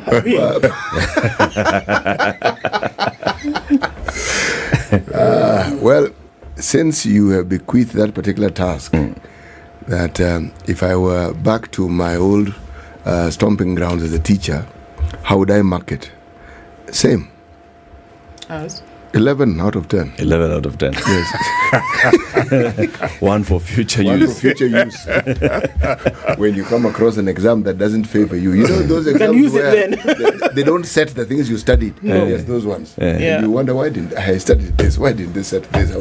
Charles, but the classic way of dealing with that, Charles, is to tweak the question so that it now becomes your question. And the answer is start answering your own question. We have had conversations with people representing various institutions in the East Africa community. We've talked to the head of the Secretariat, the Secretary General. We've talked to 3 now members of the East Africa Legislative Assembly. Now we are honored to talk to a judge of the East African Court of Justice. Explain to us the job that this court does before we move into Kenya and evolution and democracy. Oh, okay. Well, basically, the East African community, as is now, was re-established, and I use the word re-established advisedly. I think it was in 1999, after about 20 years or so since the previous East African community had, for a number of reasons, run aground. And that was done by what we call the Treaty for the Establishment of the East African Community, which basically creates 3 organs and a number of institutions. The organs being the Secretariat, the East African Legislative Assembly, which is the legislative arm of the community, and the East African Court of Justice. In a nutshell, the role of the East African Court of Justice is to interpret the treaty. It has exclusive jurisdiction to interpret the treaty for the establishment. Well, let's just call it the treaty. And to enforce the treaty. So, generally speaking, the jurisdiction of the court is to listen to any allegations that the treaty has been violated, and to, like any court, to address the allegation between whoever the parties are.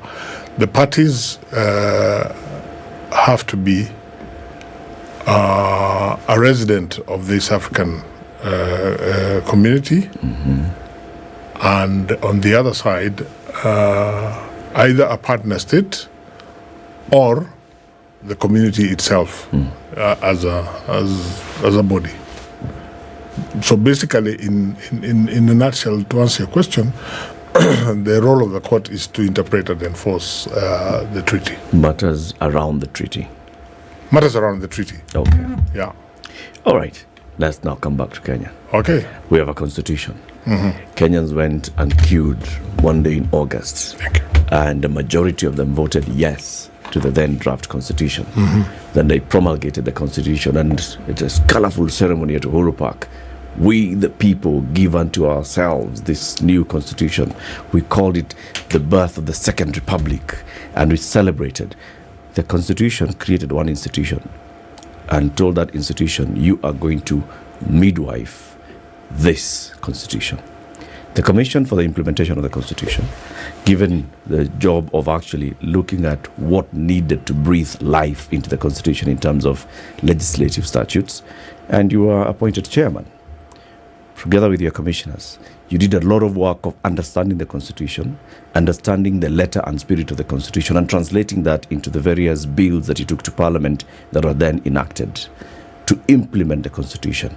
So question, Charles, 13 years down the road, are we implementing our Constitution as it was designed by Kenyans, or have we slowed down, or did we stop implementing this thing? Wow, that's many questions rolled into one. I don't think we have stopped implementing the Constitution. On the other hand, I would be reluctant to say that we have continued to implement the Constitution in the manner that I believe both the framers of the Constitution as well as the people of Kenya, when they promulgated the Constitution, contemplated. Let me try and explain that briefly. The reason I say I don't think that we have stopped implementing the Constitution is because I always said when I was in the Commission that two things. One, the 2010 Constitution, by any standards, whether we are comparing it with our previous Constitution, what we call the former Constitution, or whether we are looking around the world and looking at other constitutions and doing some comparison. By any standards, the Constitution of Kenya, I thought I... It's okay. Just pick it up and just... Can I? Yes, you can. Yeah, let me... I'm very sorry. No. Let me try and put it off.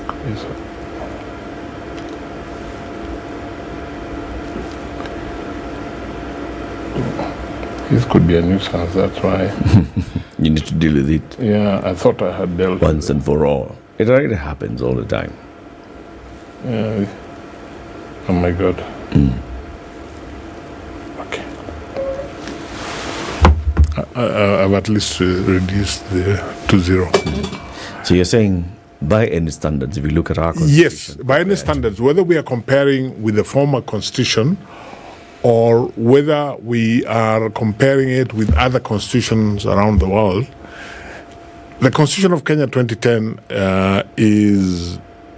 can be described as radical and transformative by any standards, which means that it was always going to be a challenge to implement. And that is exactly the experience that we had. And I do believe that's why the framers of the Constitution put in the various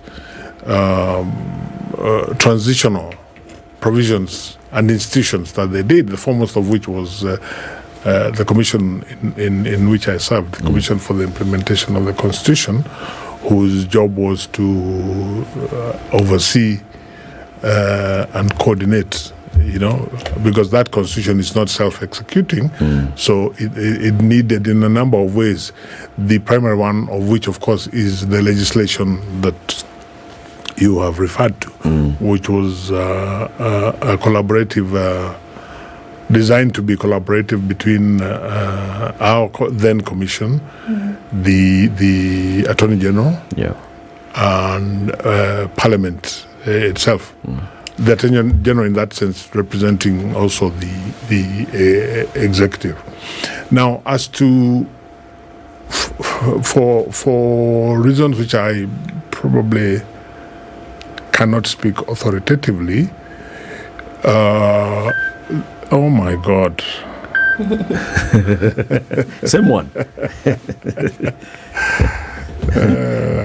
Charles, City deal with it. Please. Ayuko. Yeah.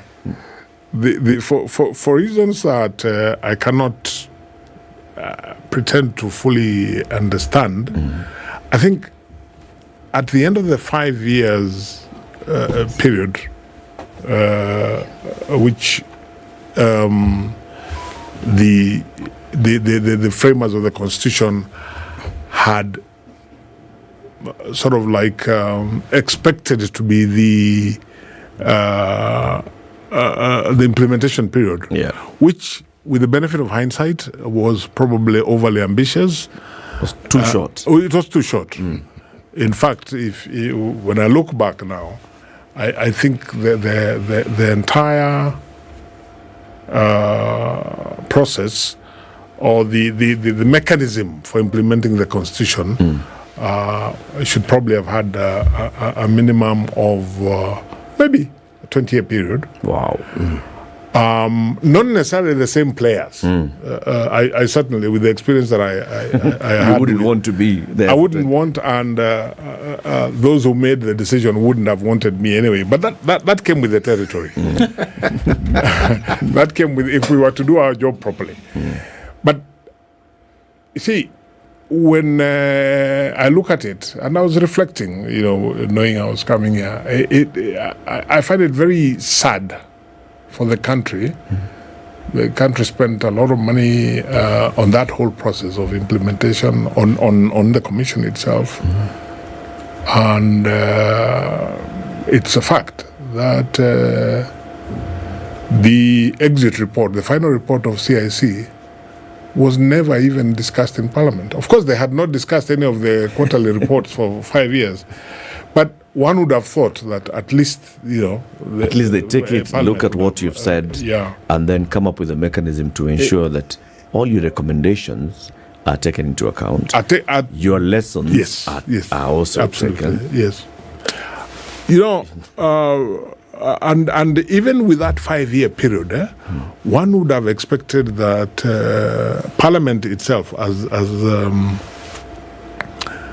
the focal institution, beyond the 5 years. By the way, they had an option to extend the mechanism of what do you call it? CIC. Yeah. And the other implementation. That was one option they had. The other option they had was do not extend the life of CIC, but empower another institution, whether it is the Kenya Law Reform Commission or whatever. The third option was really all this work to be carried out, monitored, and coordinated by the parliamentary committee, the what we call the CIOC, the committee for the CI, the committee for the implementation of the oversight of the But none of this seems to have happened. So that's why I feel that whatever has happened in terms of implementation has been whatever was able to have picked a life of its own, so to speak. So Charles, when you said you don't think we have stopped implementing, yes, the Constitution is implementing itself. We're not. That's basically, that's... We are not, because there's no deliberate effort at looking at this is what we should be doing. These are the timelines or the milestones that we should have hit by this time, and let's actually get towards realizing these milestones or hitting those deadlines. There's no deliberate effort in it. So if things are happening just... because some work had been done, and therefore momentum. There was some momentum, and that's the momentum. And others are then coming from the courts. So matters go to court, and then the court says, do something. Sorry. Do you see?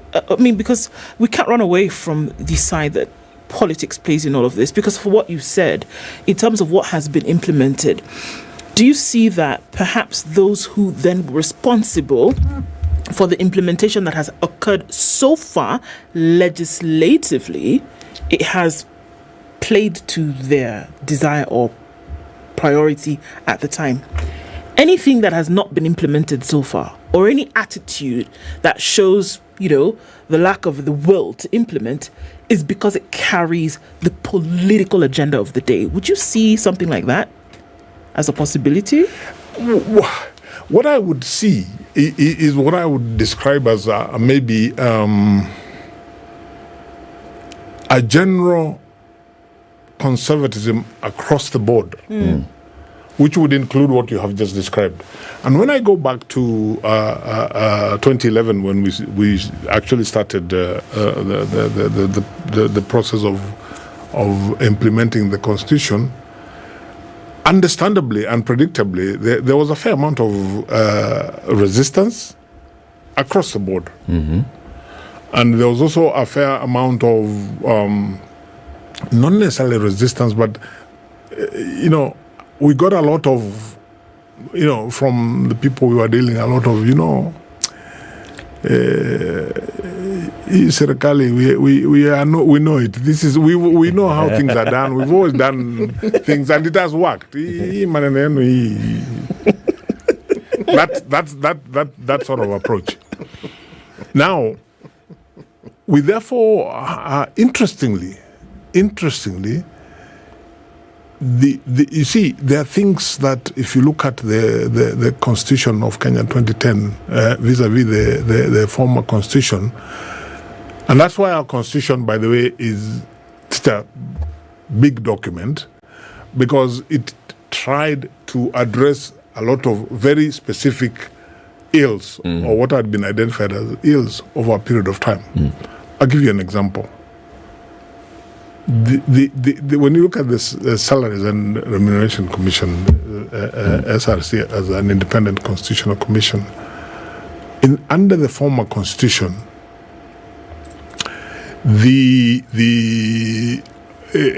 of course, the only body which had the leeway and habit of setting their own salaries and remuneration were the legislators. Yeah. And that is, when I look at the mind of the framers of the Constitution, that is what was being addressed. When we started implementing that, and to date, I don't think it has ever been accepted by them. Yeah. And yet that was a very intention. The whole intention was to make sure that there's somebody else who determines how much you earn. Exactly. So a number of these things, where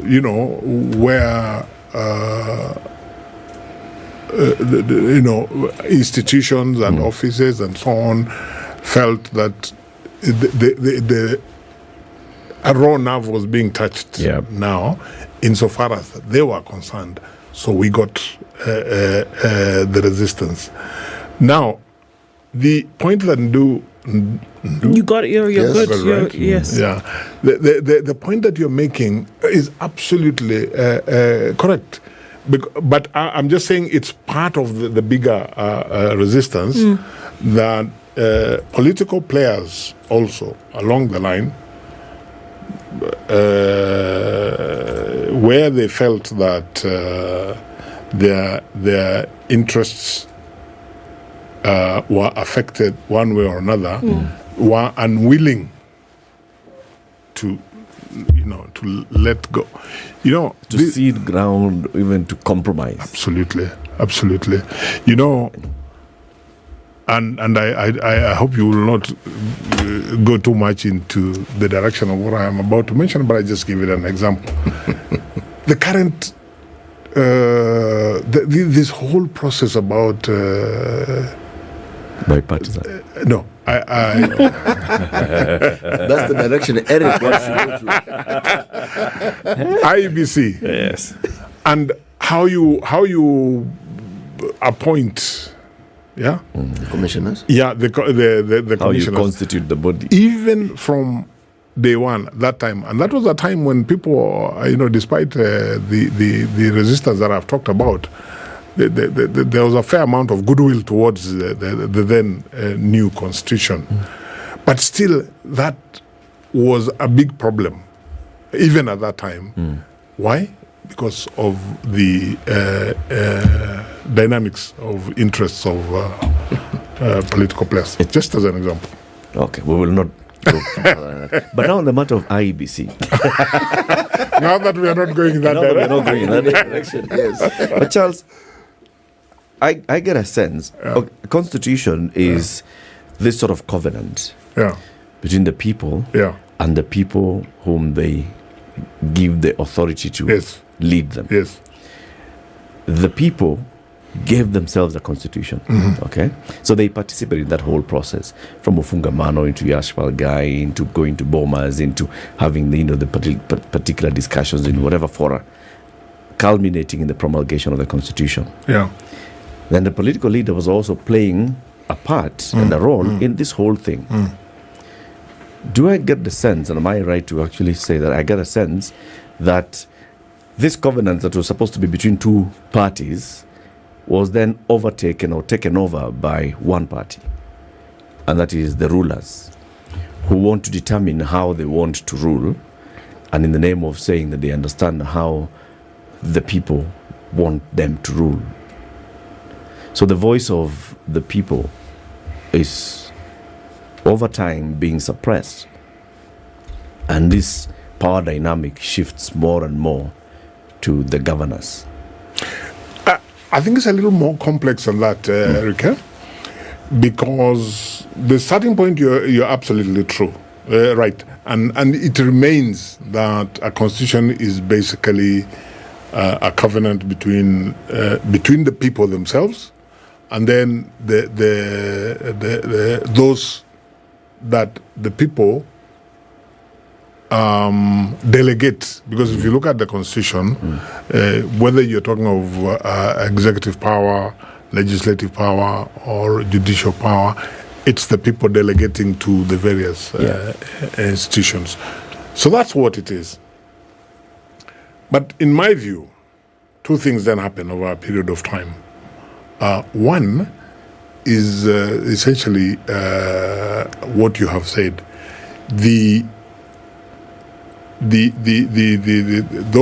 Those that are to whom power has been delegated, either legislative power or executive power, and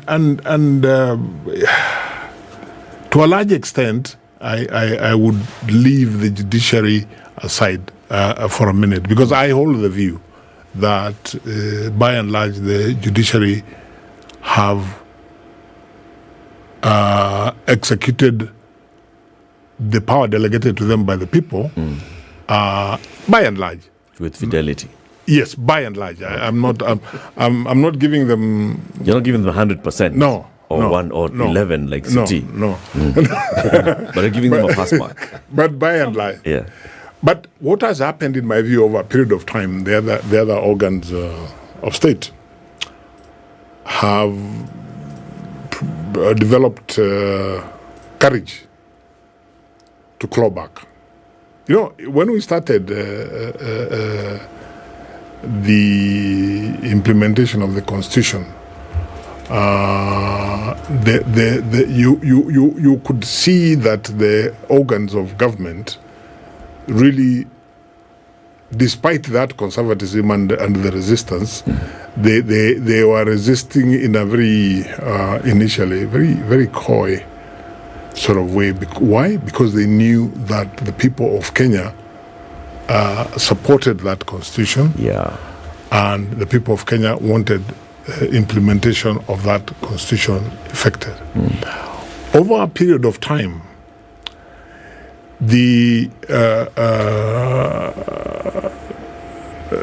those to whom power has been delegated have gotten courage in very subtle ways to claw back.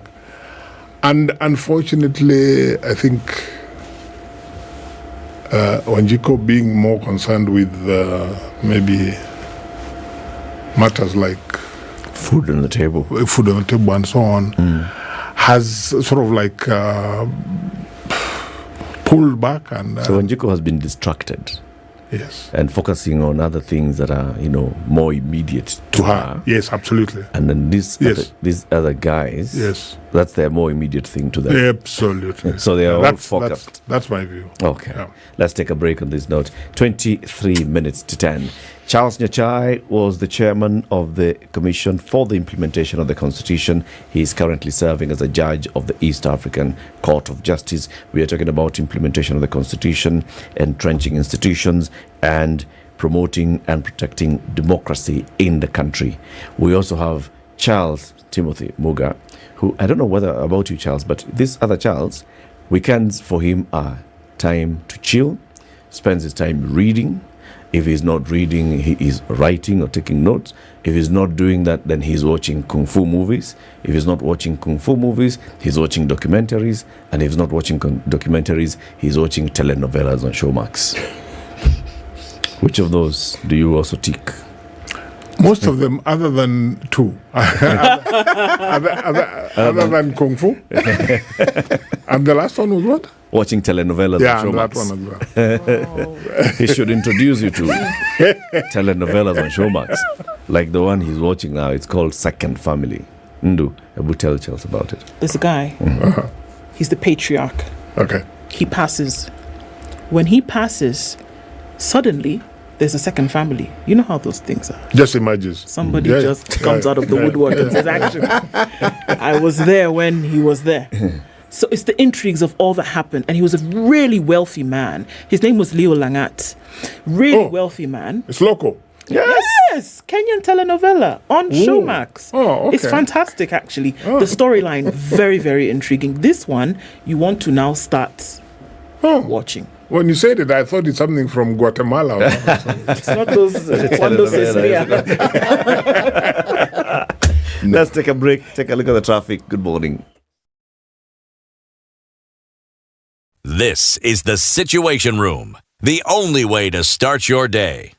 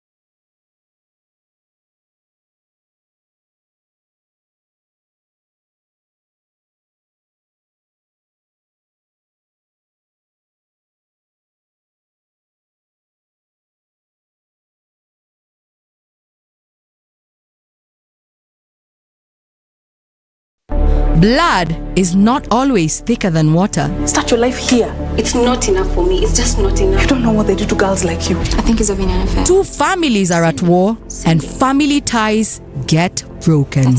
Sorry, who is your father? Discover the shocking truth in Second Family. I had another family. Another wife. Tune in to Sugar and Spice to find out more about The Second Family, Kenya's first original telenovela, and why you should subscribe. Wednesday morning traffic and just a little bit in certain parts of the city.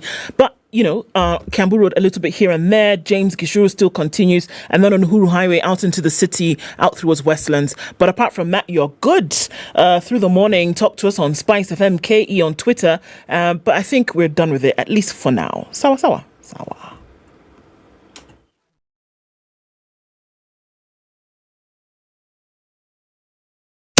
Business News with Spice FM. I'm Dennis Aseto. Investments, Trade and Industry Cabinet Secretary Moses Kuria has declared 2 new export processing zones in the country. The first, measuring approximately 135 hectares, is located in Eldoret in Uasin Gishu County, while the second zone, which measures approximately 341.2 hectares, is situated in Buhayo, Busia County. Tax experts in Ernst & Young have urged the government to maintain the current taxation regime in the next financial year and focus on expanding the country's tax base to increase revenue collection. EY partner and tax leader Francis Kamau noted that the government has been focusing on increasing taxes each year, hurting business growth, and this hasn't still been resulting in higher revenue. Kenyan payment and commerce startups can now apply for funding after the launch of the Visa Everywhere initiative by Visa, a global digital payment platform.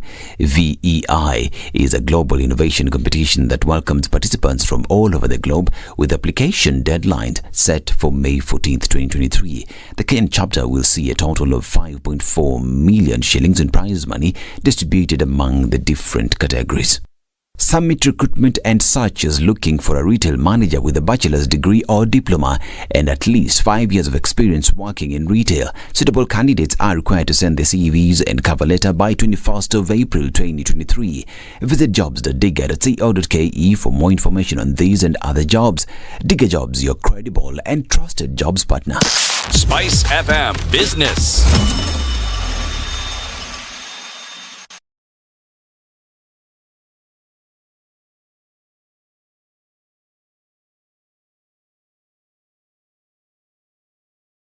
It's 9:45, and the conversation continues with the Honorable Charles Nyachai, Judge of the East African Court of Justice and former Chairman of the Commission for the Implementation of the Constitution, Bwana Muga.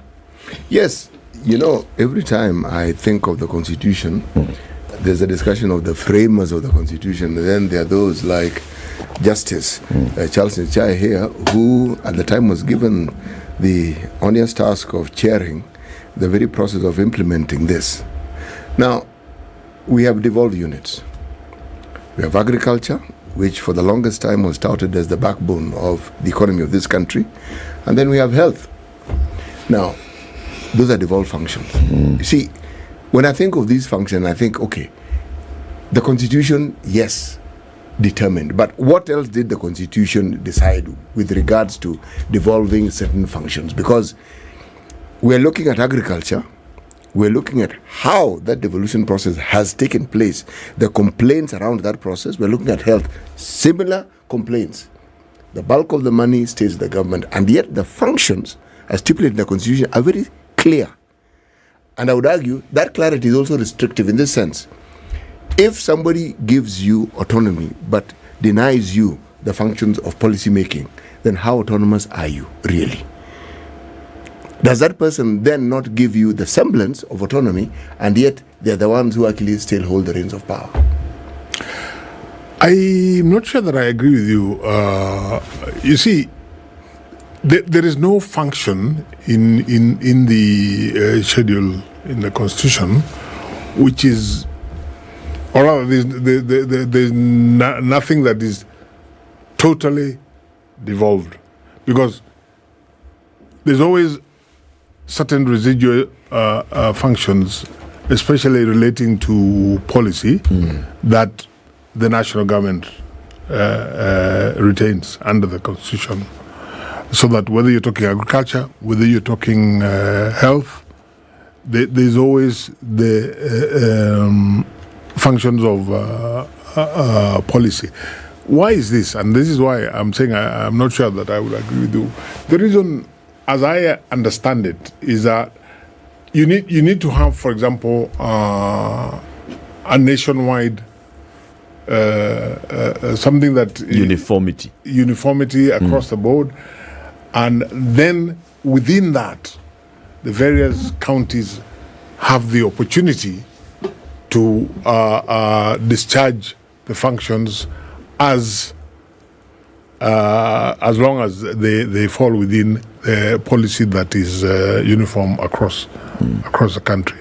The big challenge, and I think you referred to it, is theoretically, as the Constitution provides, funds follow the functions. But that's one area we just don't seem to have gotten right. because in this case, function follows form. No. Gotten right, or we've just determinedly and doggedly refused to actually understand. Because what's so complicated about it? What's so difficult to understand? I agree with you. It shouldn't be complicated to understand. It's very simple. I mean, if theoretically it's simple, that if delivering this particular function to the people would in any event cost X amount, then I'm not an economist or accountant or anything, but to my mind, it seems fairly simple that then those funds should follow the function that has been devolved. But we haven't done it. If we had got that right, then you wouldn't be hearing the sort of hue and cry you hear about, and the importance of that default is that it goes to the very heart of devolution, because then even Wanjiko Omora in the village then fails to see the value of devolution, because it is not delivered because funds it wasn't properly resourced. It was not properly resourced. Now, when you add on top of that the consistent problem of even the little that is provided for, there's always a challenge. Every other day I'm seeing on the news, there's a new pocket it goes to. Yesterday there was a story on KTN. The EACC had nabbed some people in Kitui County. These guys are supposed to be, collecting taxes, cess out there and all. Kumbe, they are running their own racket. Okay. Yeah. Yes, they do collect. Are they hustlers or entrepreneurs? Both combined. They give you a receipt, and the receipt and the counterfoil, everything matches, but it is not the county government's receipt book. It is their own receipt book. They are arrested by EACC, they're taken to the police, they're released on bail, they go back to the same station and continue. EACC was saying, now surely. How far? So you're talking about even the little that comes out, if those are the stories that we keep hearing about, or this is the visibility and the largesse that we see, this guy has gone to work for the county and look at how, then it just creates a different narrative. Around, there's this particular notion that one reads and hears about a lifestyle audit. Okay? So, when somebody earns 23,000 shillings and he lives in a 10 million shilling house, and he didn't inherit any money from anybody. He didn't win any lottery. Okay? Well, actually, he did win a lottery. He worked for the county government. That was the lottery. In fact, when he applied for the job, that was him scratching the card. He bought the card with his job application. Yes. Now, the sad thing is that, of course, what you have just described is something that for the longest time has been happening even when we just had one central government. Yep. And since the devolution, you keep hearing these stories at both levels of government. So that's it's very worrying. I normally tell people that you know, if you read the Bible, the story of Moses and his attempt to remove the children of Israel from Egypt, and they get lost in the desert for 40 years. 40 years. And it reaches a stage where these guys are saying to him, you know what, Bwana, we were better off where... I mean, logically, they were not better off where they were. No. But that's the feeling because of the experience. And that's my worry about devolution. Unfulfilled promise. That's my worry about devolution. If you begin to get Wanjiko feeling that, you know what, Egypt was better. Yeah. We had pumpkins. Yeah, that sort of yeah. That even in slavery we had food. That could destroy devolution. Yeah. What do we say then about the institutions that were created to make sure that things work? So we remove our dreams and aspirations from individuals, and we make sure that there are institutions that are in place. Institution number one, like Parliament as an institution, and then all these independent offices and commissions. And we see the things that we have seen over the last 12 years or so. Is it a failure of those institutions, weaknesses in the structure and framework of the institutions, or the people that we put in there? Generally speaking, my own view, okay, let me, you know, some of those institutions, for example, you are to ask me today about the Senate.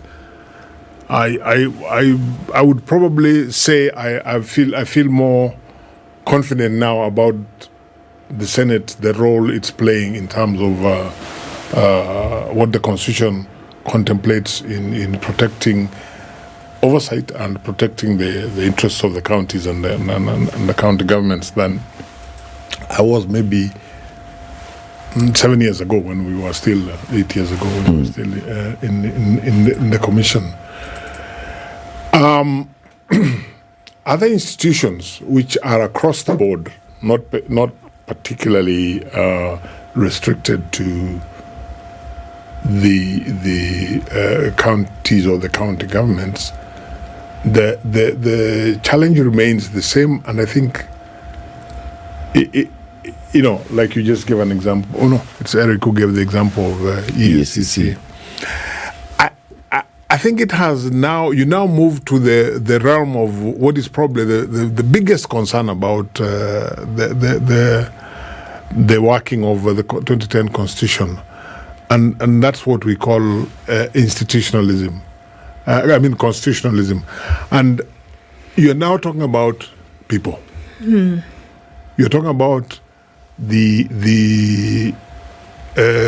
belief in the Constitution in letter and spirit and its intentions, and the extent to which this has been inculcated in the way that things are done. One gets the sense that over a period of time, CIC kept raising this issue that we were making progress with things like legislation, but we were not making any progress, and we included this in our exit report. We were not making any progress in inculcating constitutionalism. And I have not seen any progress in that direction since we finished the... What needs to happen for that? Well, the first thing which, constitutionalism is... The first thing which needs to happen is that you even begin with civic education, which was never done. That the framers of the Constitution gave that role to the both levels of government. That was never done. But the real challenge of constitutionalism is about people, both the electors and those whom they elect and whom they put in place, So it's very difficult to have a checklist as you move towards constitutionalism. It's there are things that happen for the longest time. When I was a law student in the UK, one of the early things that I learned at that time, of course, to a large extent, things have changed. The UK, for the longest time, did not have a written constitution, or what you would call a written constitution. Yeah. But things worked. Because why? They didn't have a written constitution. But it was ingrained. They had a culture of constitutionalism. Absolutely. That's where we have a challenge, and it's a big challenge. Is that something that can be gotten? I mean, it's not something that you can say, okay, I'm going to go to the shop to get some constitutionalism today, It's obviously something that must be practiced over time. Children growing up in a country, then imbibing these attributes and these elements, and even adults who don't have it today. And I think that's the question, is that where do you get it from? How do you believe and start to insist on a system that makes sure that whether it's written down or not, you're going to practice in a certain way, you will live as a patriot in a certain way, and so some of these things don't have to be forced or insisted upon? I think the answer to that is in that sense, the Constitution as a written primary law and the other laws would, in my view, be the basis, maybe, I don't know, 30% or something like that, towards constitutionalism. But to achieve constitutionalism, it's about the people, it's about their leaders, and it's about it's a value system. Thank you. That's what it's about. And sadly, I remember when I was still the tail end of my tenure at CIC, I remember a time when somebody had done some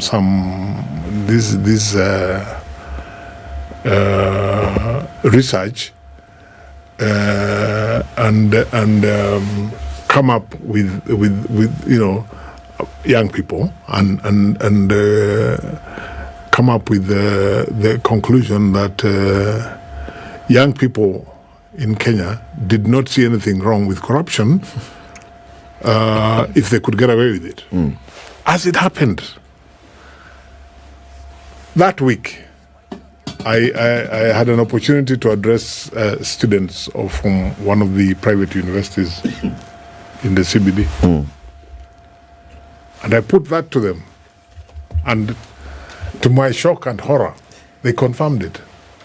That their concern is, can I get away with it?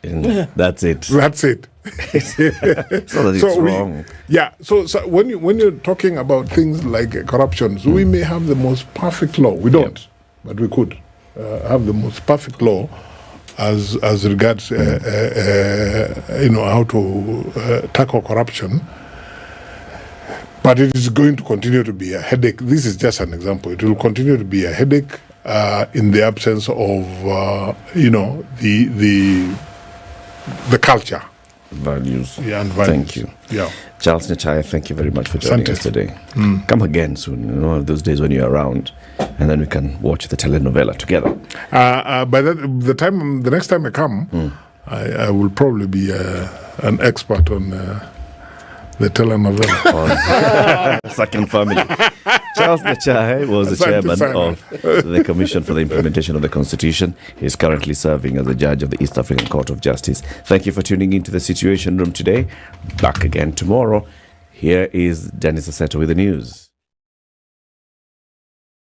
Which the baby also miraculously survived. The girl was then taken to Marani Level 4 Hospital for emergency treatment. The cops, along with their DCI counterparts, have intensified their search for the baby's mother in the neighborhood. And police in Kisumu have intensified a search for two suspects believed to have suffered